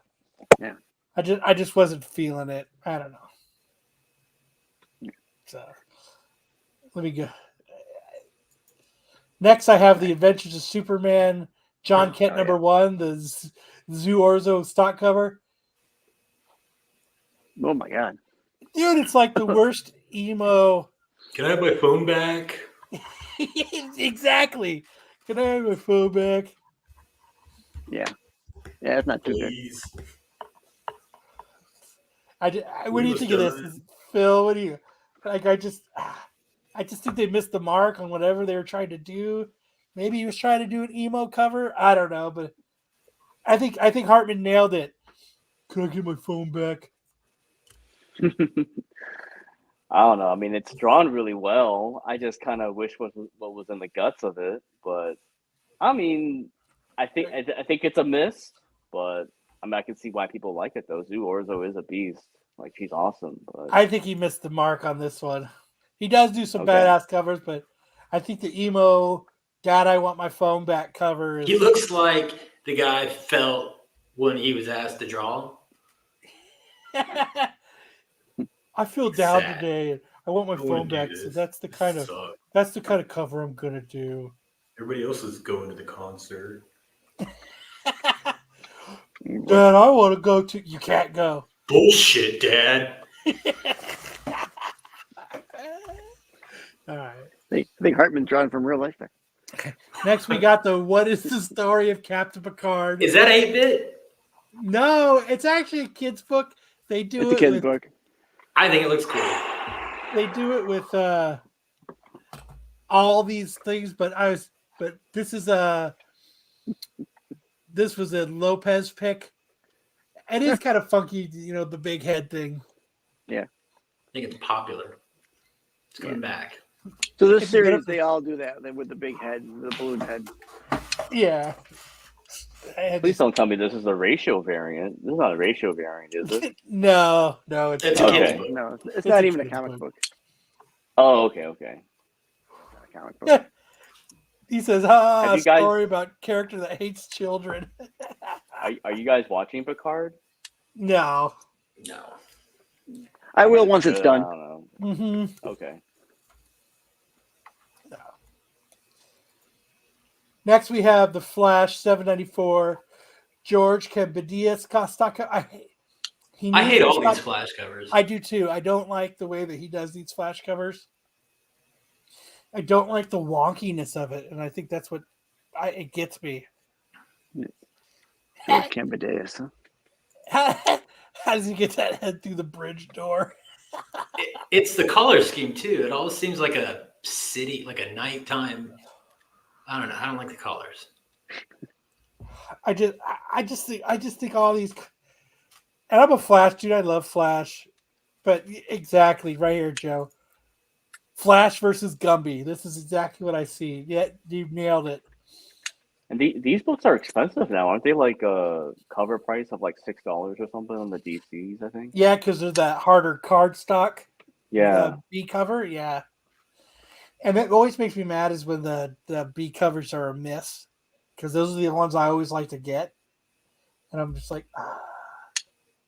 Well, and he's been doing these covers for a while, so this isn't like the first one that we've seen. It's just like this the leg and the just and it's a miss. Yeah. It's just always just a miss to me. He looks like Flat Stanley from the waist down. But let's get over to best covers of the week. Even though this is Lopez's cover. It's the Predator #1, the 1 in 50 Bartel cover. Mm-hmm. Now that's a cover. Yeah. Bartel. I think the good part about this cover, besides the art, is the fact that this is like Bartel's first humanoid cover, right? Like she never really draws aliens, so. And it's a lot better than that cover what she did 2 weeks ago. Was it the Phoenix one? Yeah, there's one that she really missed the mark on. But yeah, that's dope. Next, I've got the Joker, the Man Who Stopped Laughing 6, the Lee Berhemio cover. Dude, he's fucking fire with these books. Yeah. Like we have put so many of his covers on this best cover of the week.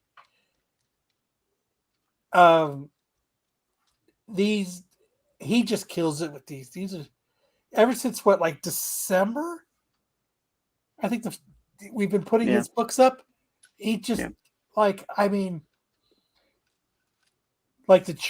the true aura of Joker has come through him, and he really knows how to put Joker on the cover. Yeah. They're just fucking awesome. Next, we have the Batman 133 Art Germ cardstock cover. Dude, he's just fire no matter what he does. They're just... Yeah, that's a good one. Right here. Joe, you take the words out of my mouth that I don't even think of. But yes, you nail it. You're right. That's what he's doing. But I love this Art Germ cover. It just kicks ass. What do you think, Phil? What are these best covers? Smoke is pretty cool. Kind of like where is he? Like, oh, he's Arkham Asylum. Kind of, that's where the creepy smoke comes from. That's kind of cool. Yeah, I like it a lot. Trying to get Sam working on trying to get him on the show. That'd be a good interview. It would be fun. Next, I got Silver Surfer, Ghostlight #2, the Believe cover. Dude, Silver Surfer covers are just badass. There's just something about Silver Surfer. I don't know what it is. What do you guys think? Well, who's the character Man. behind her? Do we know? No, I'm not sure. It's Mrs. Surfer. Just joking. I don't know. It looks like it might be like Vision or something, but I'm not sure. This kind of looks like a movie poster, which is, kind of It does. where the Super Surfer is positioned, and the big bad is in the background or something. Tells a story a little bit. This would be so much better if they did it. I don't know if they, but if they did a version cover to it. They got rid of this Marvel 2 and the barcode. I think with really good covers like this, they should automatically put the barcode on the back. Because I just think it takes away from covers. I mean, it looks better centered, I think, than off on the side. I think. I mean, that it does make it a little bit better, but just getting rid of it completely, I think would be awesome. Yeah, I think if they combined like the Marvel 2 variant barcode all into one box, and maybe on the back, I don't know. Joe says if only Marvel could fill a book with a readable story. So, oops. Well, now that's it for our best covers of the week. So, thank you guys for hanging out. Phil, you're more than welcome to keep hanging out. I guess I'm doing anime now. If you've got to bounce to get ready for that badass show, I understand. And if you do have to bounce, don't be a fucking stranger, man. It was awesome having you on. You Appreciate open you guys. invite anytime, carte blanche, whenever you want to come on. Don't even wait Absolutely, for me to ask. If you're fucking bored or you want to do something, you just hit me up and says, Kyle, where's the goddamn link at? Absolutely. You guys have any comments? I'll look at the show afterwards, and have any questions or whatever. Yeah. I wish I could be more helpful. Hartman.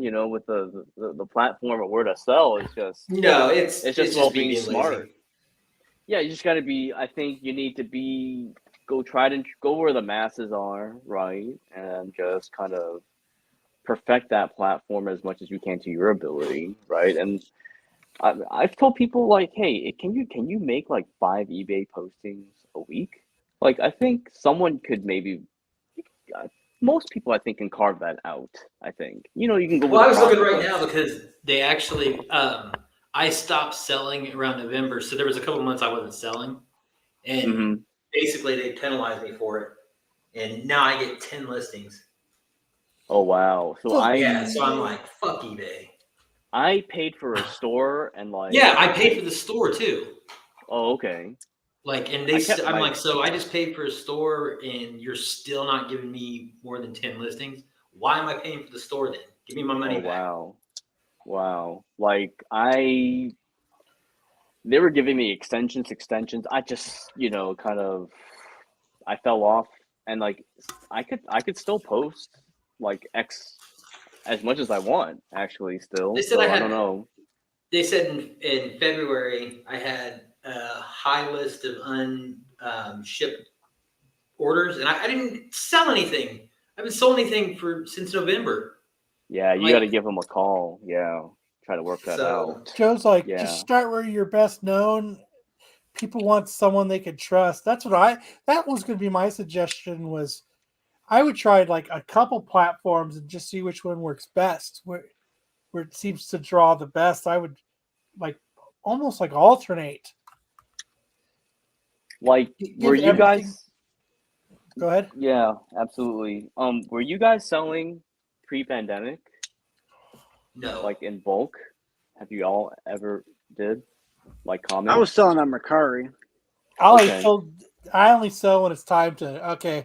Got to fix the VW. Got to add some parts. I need money. Time to sell. Okay. So you have some awareness of what books used to go for. Yeah. When back in 2019, Indie Spotlight, he was like, yeah, get on this Something Is Killing Children 1. I bought 10 copies. Okay, whatever. I'll pay $5 a piece or $6 after shipping, buy a bulk, right? Went to an online store and just bought like 10 copies. Ended up selling them for like most of all of those for like $20 at like New York Comic Con, like in 2019. And like I was like, okay, that's cool, whatever. I'm only in like $6. I barely invest in modern and stuff, and it's like, you know, back in the day, like new comic book day books, like you would make like, you know, you spend like what, $3, $4, $5, right? And then you get $15, right? This is before fees. So it's like, you know, a lot of people who didn't flip pre-pandemic, like they don't know that, like, you know, that's a score. Like you go to comic book shops for that thrill, like every single Wednesday, you get one book that may hit. You want to get that scratch ticket, you know, and maybe you get something. So, you know, going back to that and with more awareness with what comic books are and what's in the guts, and like, yeah, look, we're like looking at Jen Bartel covers and we're comparing, and like you guys have the knowledge base of what she draws usually, right? But like, I don't know, like I feel like I don't know. I feel like we all got a little bit spoiled during the, you know, the boom, and I think as long as you can make, you know, some of your money back, like you're all right. And like I bought so much modern, like I have like, dude, I have like still like 10,000 modern comics like in stock, like in storage. Like I was planning to like offload those, like, you know, period, like every so, you know, just a portion of it. I was selling 1,000 comic books a month on Whatnot. Like it was so insane. So I always had enough to hoard and kind of like, okay, let me time the seasons and stuff, my inventory, when to sell. And it's like, hey, at least like I only bought modern comics, like majority modern comics during this time, right? Because can you imagine buying like a Fantastic Four #1 for like $50,000 and now it's worth like 35K? Like, you know, there's some people with portfolios like that. Like an X-Men 1, they paid 25K for like a 4.0, and now a 4.0 goes for like, I don't know, what's it go for? 8,500 or 12,000 or something like that. Like, you know, at so now least they're with most of us, we bought in cheaper, but you know, like if you want to sell it off, like, you know, maybe you have to take $1 for each book, you know, instead of, you know, but I mean, hey, at least you can get rid of it faster, right? Some profit's I would better always than no tell- profit. And inventory tell- just sitting in a box is no money made. Yeah, So, and right? that's true. I I would feel always like, tell people to get into something that you know about, or you know, are passionate about, or like, you know, that way you know, because as long as you know what it's worth, you know, don't get into something that you don't know anything. Like I wouldn't get into sports cards because I don't know jack crap about them, you know, except, you know, older ones maybe. But I, you know, if I stick with like I get the cartoon type books. This is the type of stuff I've always been collecting. yeah. You know, so I know the market for them. That's, you know, Joe's like FOMO cycles are getting shorter and shorter. You know what? I agree with Six though. You just buy what you like. Yeah, and like with sticks, like I see like you have like tons of Funko Pops behind you, and it was like there was that time where everyone's freaking mother was buying and flipping like, you know, Funko Pop exclusives. And you know, it dipped a lot, and then it's kind of making its way back right now. So this is kind of what I've been seeing kind of in a smaller scale with modern comics. If Funko can make a comeback, then I think moderns can make a comeback too, you know? So like with Funko, I used to buy, oh, I like this one, I like this guy, you know, and finally after a while, that I just got to pare it down to like certain things that I know I want to keep. So over here, I've got all my Doctor Who pops, and over here, I'm in miscellaneous. You know, I'll have Spider Man, I'll have some. I have like an Aaron Judge from the Yankees and Nebula and things like that, and Lost and Alias, and you know, a lot. And I just sold off a lot of the ones I had that I didn't even want. I'm like, I don't know why I have these. Probably because I got it for $3 or $4. So Yeah, awesome. I think we'll be good. I just, I mean, anyone making promises that we're going to be back to the boom or getting back to where we were last year is probably on crack. But Yeah. I mean, honestly, it was great to see a lot of the modern dealers popping up like at cons. When I did my summer tour. And it got really, really ridiculous where it was like with the Funko Pop dealers, like you would just see just random people just starting to be Funko Pop dealers and charging like 3 times more than what they were going on eBay and then getting the price, So like, I don't know, like now I'm kind of seeing the modern dealers kind of like, I still haven't gone too much out of state, but they're getting less and less on the road, like at cons and stuff, but I don't know. I mean, I don't know. The pop culture and comics, I mean, they're intertwined. So, Forever. Oh, you yeah. know, Yeah. I mean, hey, we all enjoyed great sales while it lasted, but now it's time to really look at analyze the market and really see if you want to make money out of it, make smarter decisions, and a lot of people are doing that right now. So then when you see buyers doing that, then us as vendors, flippers, then you need to be twice as more strict buying books to sell. So Well, I think a lot of the Agreed. books that we got back there are books that they're pretty easy Anyone to would sell. want it, Yeah. So well, I hoard a lot. I usually I don't make any of those available. They're not even a lot of them are not even on my website or eBay. I just this is my little stash, and then what I do is like I'll just do some claim sales, and if it doesn't sell, then okay, am I going to hold on to this and stash it away in the storage, or am I going to put it on eBay? So I'll have one last question for you, Phil. So that your little stash, do you take books to cons and trade and things like that? Do you do that trade. with other vendors? So Have you done that? like I usually trade with customers. I don't usually trade, like people hit me up to try to trade for books, right? I post for claims, so like, hey, like can I trade for that? I'm like, it's like, no, there's just no way. So but at cons, like one of the big perks about being at cons is like there's a bunch of vendors that are all like lowballing customers like real bad on trades, right?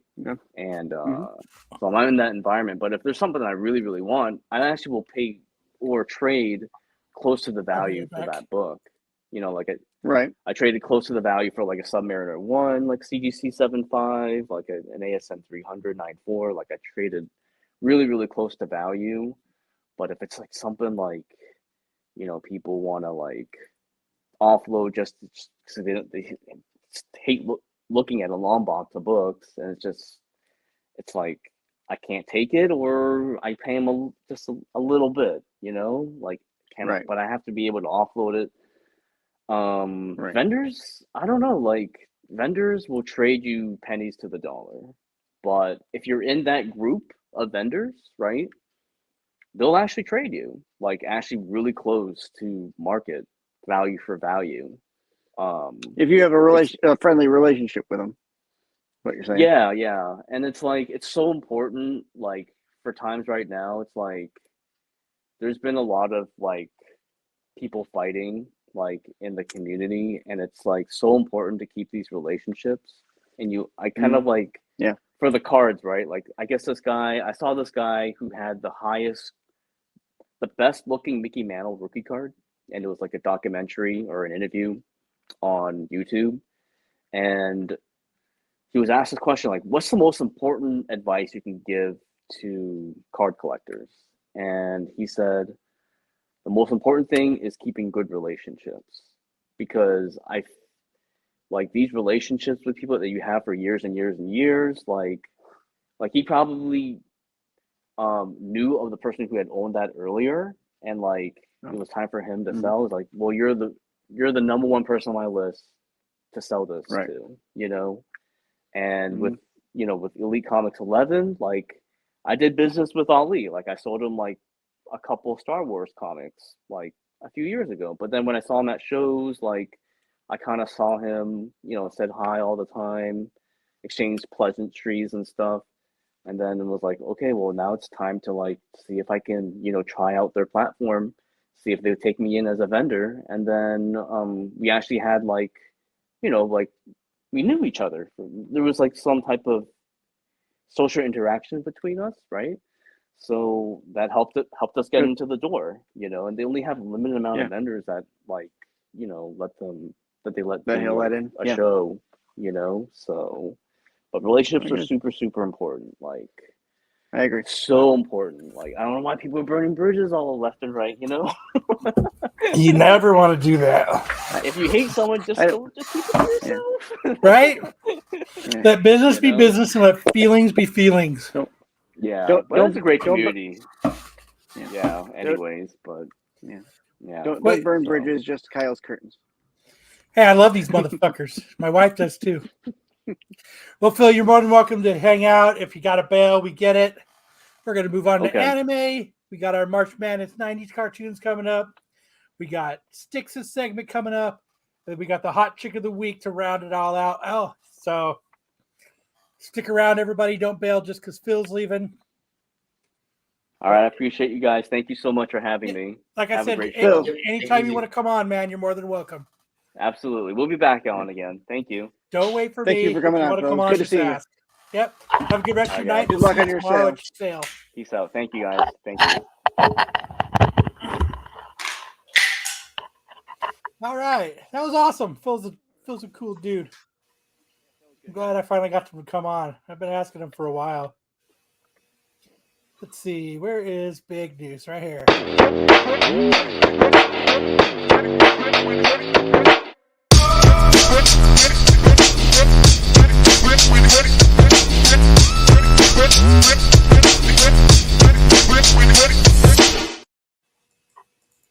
All right. All right. So we've got Naruto officially returns with 4 new episodes. And a Oh, pleasant boy. surprise to Naruto fans across the world, new episodes of the classic ninja anime are coming to the screen in September. Hell yeah. Sorry. No problem.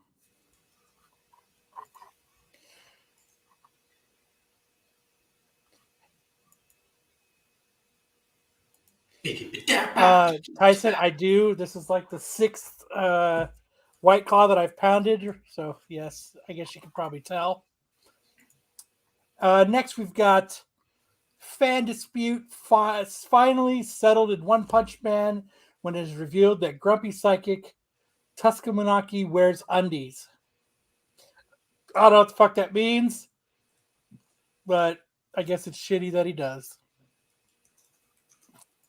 Loudest intro in the business. Nice. So we've got, speaking of One Punch Man, OPM Artists debuts trailer for new animation project Zayakuri, a modern adaptation of Chinese classic Into the West. The title character is a river spirit who becomes part of a gang. Hey man, if I was a river spirit, that's what I'd do. There you go. I'd swim in vagina.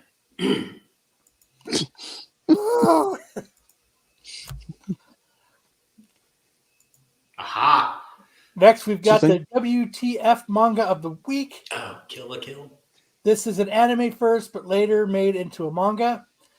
The story follows student council members with magic uniforms that make them super strong, and they fight with giant scissors. Hell yeah. The battles are bonkers. The outfits are wild. Check out the manga or the anime. Dude, that Yes. does not look like a Check it giant- out. Oh, shit. What did I do? It's on Adult Swim, or it was. Was it? Yeah, it's pretty crazy. I mean, Like, I think it's the a pretty- outfit is alive. it's a pretty sexy outfit there. I'd have to. I think it gets smaller as it gets more alive. No, Hartman sounds good. Absolute geek. I think you're drunk on a cruise. Oh yeah. Although Avatar: The Last Airbender is not Japanese-produced anime, it has often been associated with the anime style due to its visual and storytelling similarities. The show is heavily influenced by anime and other East Asian forms and has been praised by anime fans, blah, blah, blah, blah, blah, blah. Therefore, while it is not technically considered anime, it is often discussed alongside anime due to the similar style and themes. Say something back, Sam. Sam kind of said that. He sounds like he's in a bathroom. All right, now we're going to move on to first appearances, and I got to do a shout out to Matt. Matt was sitting on a cruise, getting him a couples massage with no happy ending until after when his wife gave him one. Oh He boy. still managed to do all his slides. So I appreciate you still putting in the work, even though you're somewhere in the Bahamas. At least you got the happy ending after by the wife. First appearance of the week. We've got the first appearance of Haymaker, a skilled fighter with a personal vendetta against Laura. And that'll be in the X-23 Deadly Regenesis. The fuck happened to her ankle there? Dude, she did the same thing Kevin Durant did in warm-ups this week. She rolled it. Oh, God. I'm Kevin Durant. My I ankle. rolled my ankle. I can't My play ankle. for 3 weeks now, you cocksucker. It might have already been broken from the fight. Next, we've got the first cameo appearance of Salandra Show. Salandra Show. Salandra Show. Who the hell is Salandra Show, Sticks Boy? I'm not as well versed as the other guys. I know she's had an appearance. That's I not think before. That's not Salandra Show. I take it. That on the cover. No, that's not Salandra Show. I don't remember who that is. That's not cilantro? So that's not tastes like Is that Han cilantro Solo? tastes like. Well, definitely check out the Star Wars show. I'm sure they're going to get into it. They'll get into it. The Chewbacca? Next, we have the Star Wars Bounty Hunters first appearance of Iden Verso and Inferno Squad. Is that the Inferno Squad there? No, that's who is that? That's Zuckus. I don't know. Yeah, Zuckus. Who's that? Zuckus is one of the bounty hunters. He was in Empire Strikes Back. I don't remember him. He was on he was one of the ones that Vader was sending out to find Luke. Gotcha. Okay. Next, we've got the Spawn first appearance of Cataclysm. So if everybody's reading Spawn, make sure to go check out the first appearance. People read Spawn? 339. Nope, we just collected for the covers. Probably. Cold-hearted shit. Next, we have the first appearance of the new Lethal Legion, including a female Grim Reaper and New Mutants. Because, female Grim Reapers are the best Grim Reapers. Yep. Is that Cocaine Bear? Dude, that is fucking Cocaine Bear. That's Cocaine Bear, and that's Cocaine Villain. No, actually it's Demon Bear, but Yeah, those little guys are potential cocaine users. there you go. This is Cocaine Bear. This is the dealer, and these are the people on the scumbags street that owe them money. All these guys owe this guy cocaine money. It kind of looks like Kingpin, but I know it's not. I know that's yeah. So You got more of a coned head than Kingpin does. Next, we have the first appearance of Scythia, leader of the Wache. That title card, that is a ripoff of that Capcom game, Dark Stalkers. Every time I see that, she looks fucked up there. What the fuck is wrong with her here? It's like she has no back half of her head. That's a fucked up cover. Your I'm hair's down with long. that. That's supposed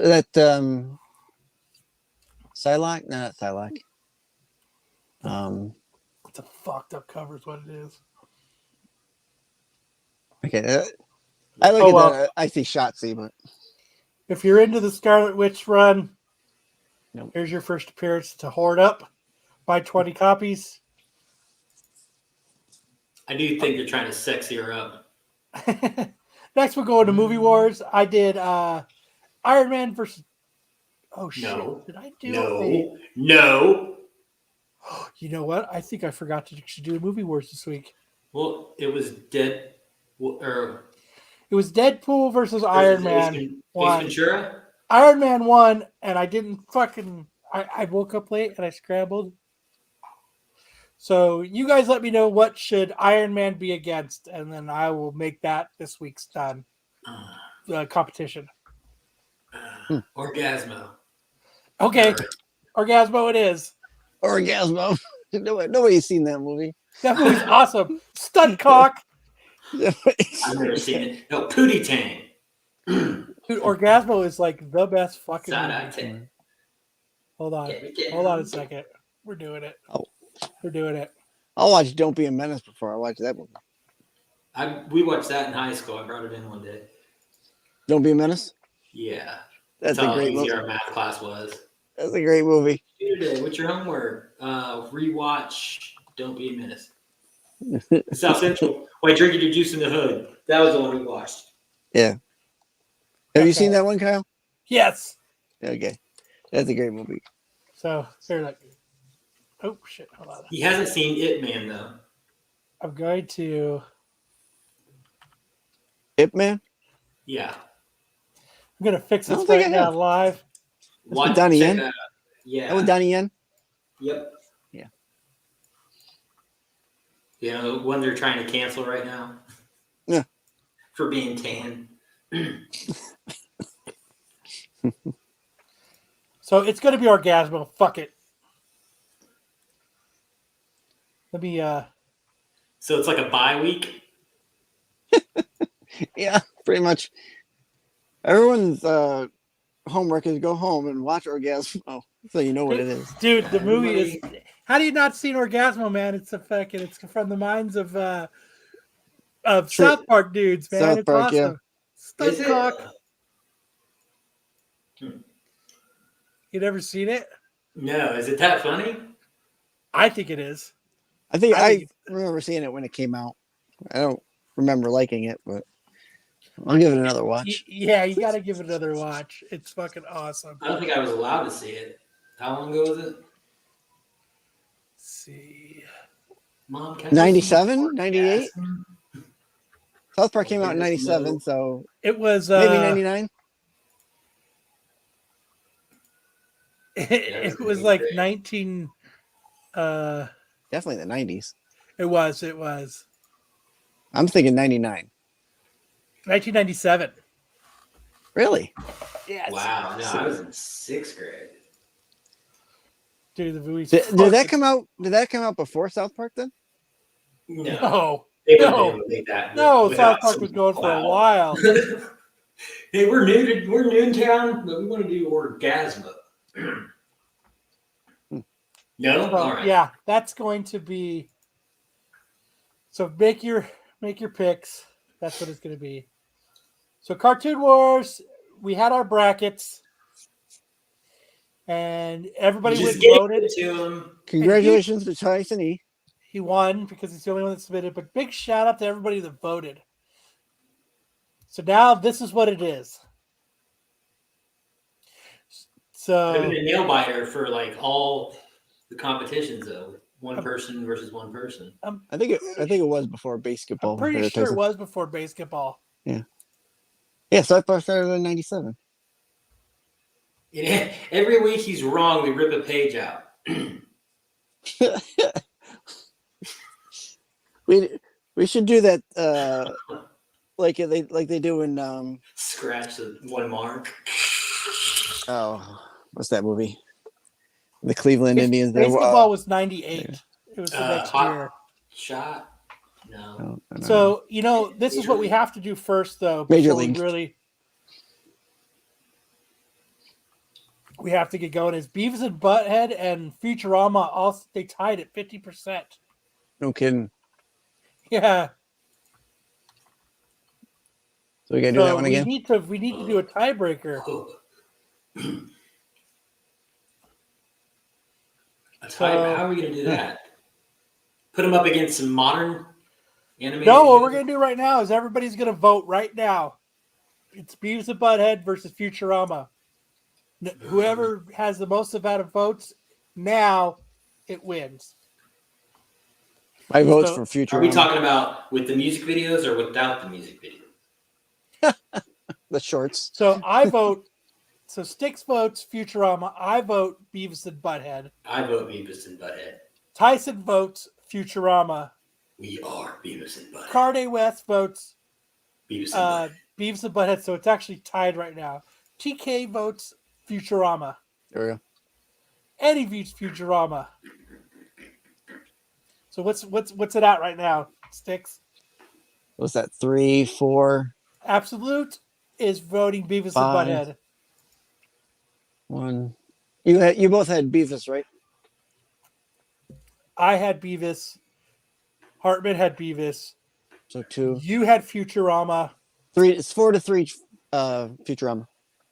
Okay. So we need more votes, you guys. There's like 20 of you guys watching. We need a few more votes. So TK's got Tyson's got Futurama, TK's got Futurama, Eddie's got Futurama. For all you longtime watchers, first time callers, put your answer in right now. Yeah, Beavis and then Absolute's got Beavis and Butthead. So 1, 2, 3. Jeez. So it's 4-3 right now, right? Yeah, 4-3 Futurama. It's 4-3 right now. So Bruce DeFer's got Futurama, 5-3. got 5-3. So as we're waiting for people to vote, we'll do it. What's on the other side there? Well, let's go to the other side. The other side. Okay, The other side so of your bracket. okay, yeah, we'll go over here. So Family Guy.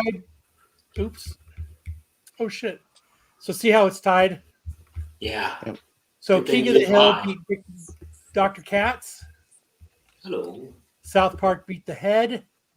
Hello. Celebrity Deathmatch beat Home Movies.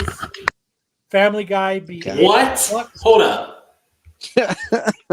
Beat home movies? Oh, home Yes, movies are Celebrity horrible. Deathmatch. That is bullshit. I hated Ed- home movies. Home Ed- movies Ed- is great. Ed voted Beavis and Butthead. Family Guy Yep. beat Aeon Flux. Red and Stimpy killed the Max. Rocko's Modern Life killed Mission Hill. Good. The Simpsons destroyed Daria. That's not surprising. And then, so that's where we're at. Futurama versus Paul King's got Beavis and Butthead. Tyson's got he already voted. He's voting on home movies again. Can't do it. Listen, you Tyson and Joe you guys were the only 6% that voted for those two. Right? So So what are we at right now? it's 5-4 Futurama. So we'll give it about 2 more minutes. Maybe not even that long. And then I guess we'll give it to Futurama. Come on. More people vote. You know what, though? Beavis and Butthead is badass, but there is something about Futurama. I mean, it's basically The Simpsons. Just, Yes. But there's something about Futurama. But I was watching Beavis and Butthead last night, the new ones. Mhm. And the videos they put on there suck.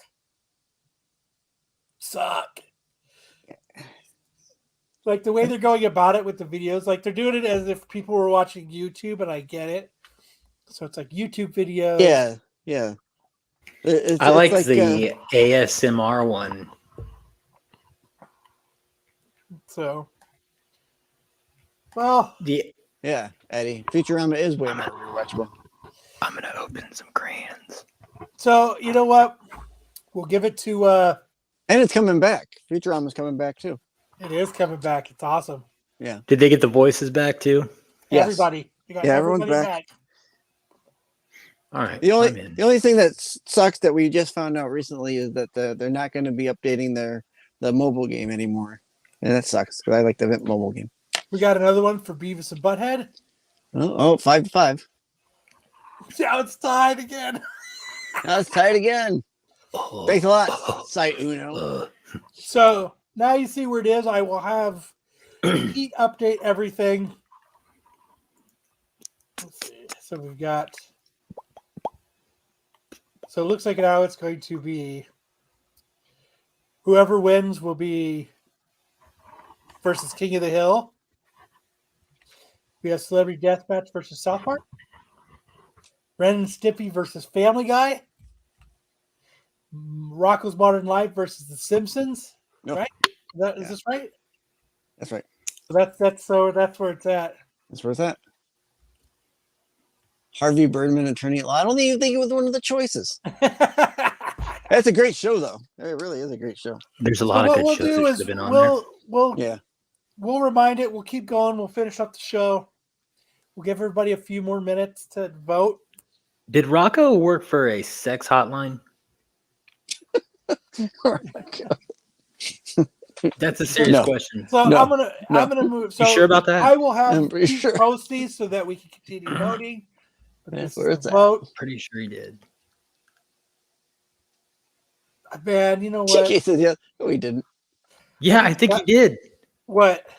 I think Rocco really worked for a sex hotline. Like, I'm serious. It was kind of an adult joke that was hidden. I'd have to rewatch it again, I guess. I don't think he did. I know he worked for some kind of phone A sex hotline? something. I don't know if it was Phone a sex. hotline? I don't know if it was a sex hotline or not. Well, what did he sell? What was he selling? I don't know. It wasn't pants because he didn't Well, have. I mean, the next door neighbor's pretty hot for him. She stole his pants. Didn't I she don't call him? Mm-hmm. Just saying. All right. All right. We're gonna move on to the hot chick of the week. Hey, Spunky. This week I went with golf Trying again. to ruin my I went childhood. with Paige Praddick. Man, I really need to take up golf. She's fucking hot, dude. Mind if I play through? She wear that when she's golfing? Right, that she plays that while she's golfing. Yes, she is. Honey, I'm going golfing with that page. Oh man, yes. There's a lot of TikTok reels and Instagram reels where you can see where she is. Where the coordinates of Where the you could see her driving. I mean, I would love to drive that, man. Like she could use my 5-iron anytime she wants. Yeah, you got more. You got more like a pitching wedge. Come on. But yes, Paige is sexy as hell. Yeah. So we salute you, Paige. Keep up the good work. That's it. That's our show for tonight. Hey, So what are we at? This is so the way. who wins? Futurama or Beavis and Butthead? Oh yeah, fuck. That's right. Never mind. that's our What? show. I got you, man. I got you. You're right. I got you. As we're waiting for the rest of the votes to come in, I've only been sitting here the whole show. God damn it, you should have said something. You said something earlier. I thought you Dude, remember, but I've had like stop drinking those White Claws. I've had like 8 or 9 White Claws right now. And he just Jesus. woke up. He did it from a long nap, apparently. Oh, a nap. I thought it was like his day was a starting. nap. Yeah, I'm all out of Woke food He today. was day sleeping. Calls and Okay, so let's do this right. God damn it.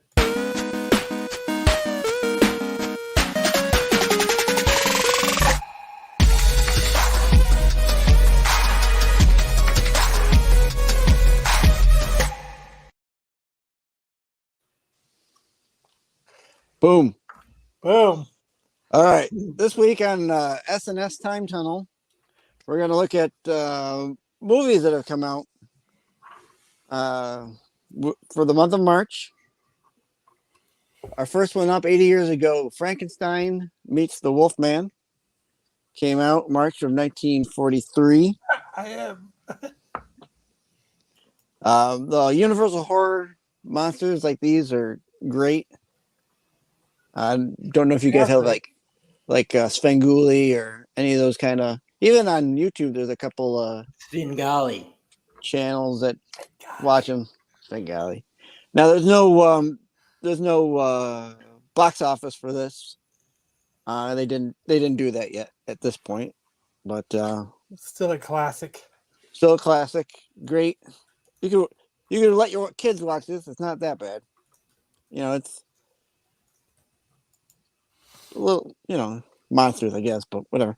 Next, at 60 years old, Alfred Hitchcock's The Birds. Dude, I still love watching The Birds. This is a It's classic. great. Alfred Hitchcock, fucking dude, he killed it. He was the All his master of what he movies. did. All his movies, from Vertigo, North by Northwest, all of those movies are great.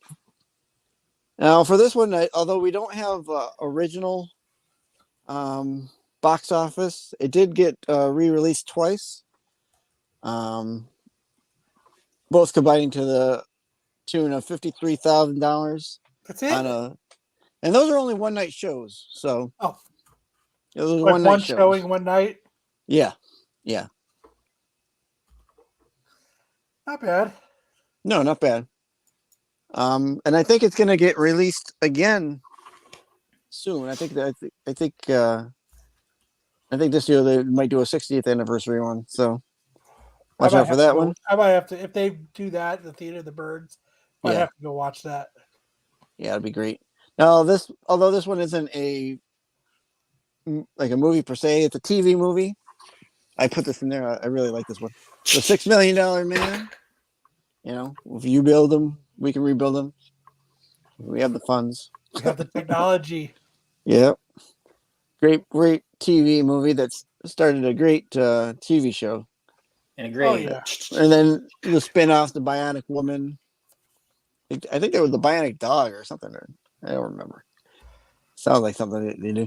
Next, at 40 years old, Monty Python and the Meaning of Life. Oh, dude, this movie's so fucking funny. Monty Python and their British comedy is so great. And it unfortunately doesn't hit very well with American audiences because they're so off the wall, especially back then, that if you look here on the next slide, domestically here in the U.S., it only made 14,000. Oh, it only made 14,000. Or is that wait, hold on, let me blow it up. 14 million. It made 14 million. Yeah.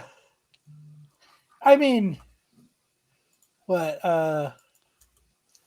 14 million. Yep. And then worldwide, I think that's a typo on their part. I think that's supposed to be 20 million. And then it adds up wrong because internationally that would include the UK, France. What movie is it? Monty Python. The Meaning of Life. Oh, Yeah, The Meaning of Life. So, $100 in 1983 is the equivalent of $300 now today. Wow.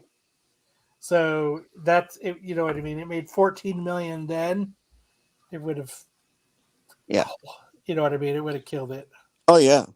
I mean, if you live in especially big city areas, you're going to a movie. It's like $12, right? Cosmic One, we had Phil on for like an hour and a half. Yeah. You just missed him. Literally just missed him by 10 minutes. Yeah. 10, 20 minutes. You just missed him. So just go back and hit the replay. He's on from the first half hour all the way up until 20 minutes ago. Next up, for 30 years old, I got 3 movies on here. I've got Best of the Best 2, Fire in the Sky, one of my favorite alien abduction movies of all time, Oh, yeah. and Teenage Mutant Ninja Turtles 3, the samurai one. the samurai one. Oh, Jesus. They lost Henson, so they lost the. Or when did they lose Henson? After 2? I mean, it did pretty good, though. It did good. It says domestic, it made It was not 42 good. million. Yeah, it made 42 million. Fire in the Sky. It's hard. These abduction movies like this, especially since it's based on a real story. That's the 19 most million. famous story. Yeah, and Best of the Best too.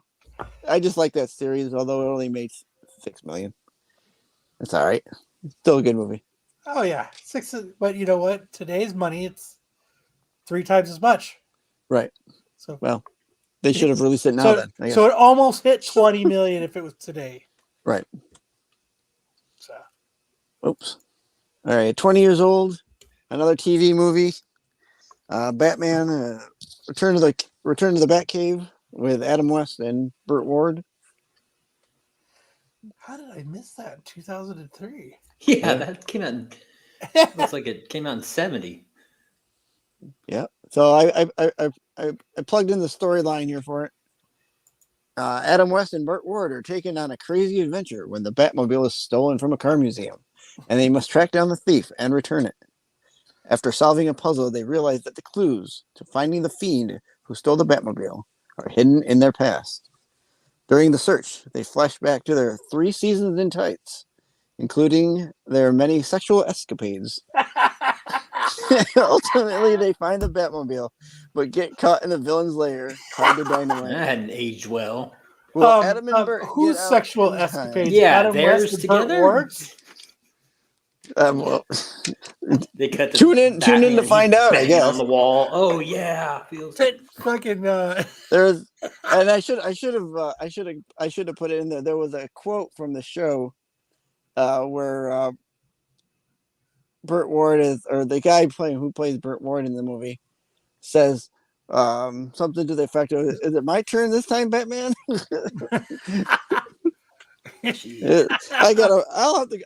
I think I watched this, but I don't remember it. I'm gonna have to No, find it fleshed it now out. because I want to see their many sexual escapades. Yeah, I like how that's like a selling point for the show. I think so too. So, and 10 years ago, we had Oz the Great and Powerful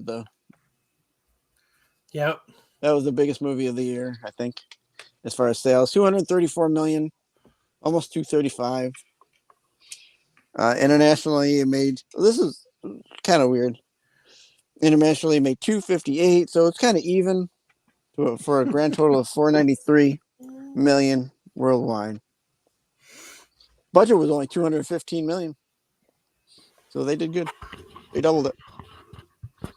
Although it wasn't that great of a movie, but I remember The my budget kids was liked 215 million, and their opening was only 80 million. it. 80 million opening night. Was They that consider Frank that a Ocean? good. They consider that good though if you make like 33% or whatever. Right. If you can make 33% of your budget the opening weekend, or you're on track to cover your costs. Nice. Because you figure even if it's not like banger weekends every weekend, people are gonna go who want to go see a movie. Maybe they haven't seen this movie yet. Oh, I'll pick it up for go see it, and matinees It's a sequel, right? Yep. stuff like that. Yeah, this is a sequel. This is not.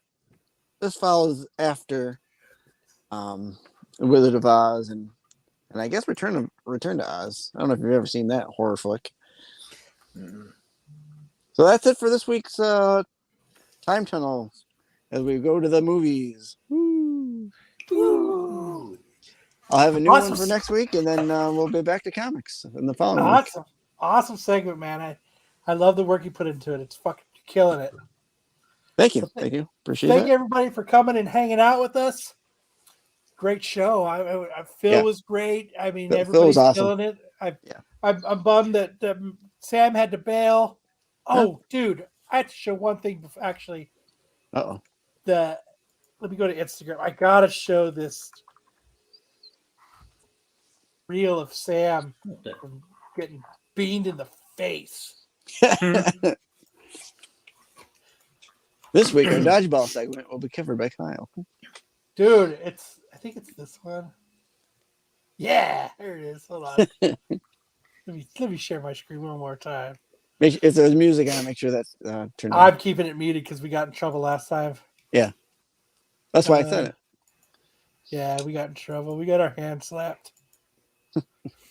I took the hit for it though. It's all right. I took the hit for it. I admitted it. What? Hum it. So right here. Boom!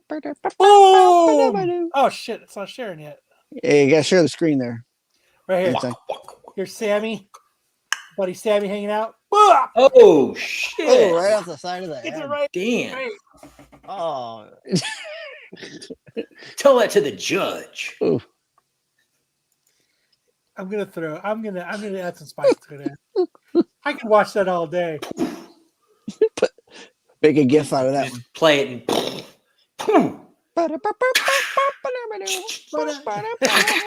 Ba-da-ba-da. boom.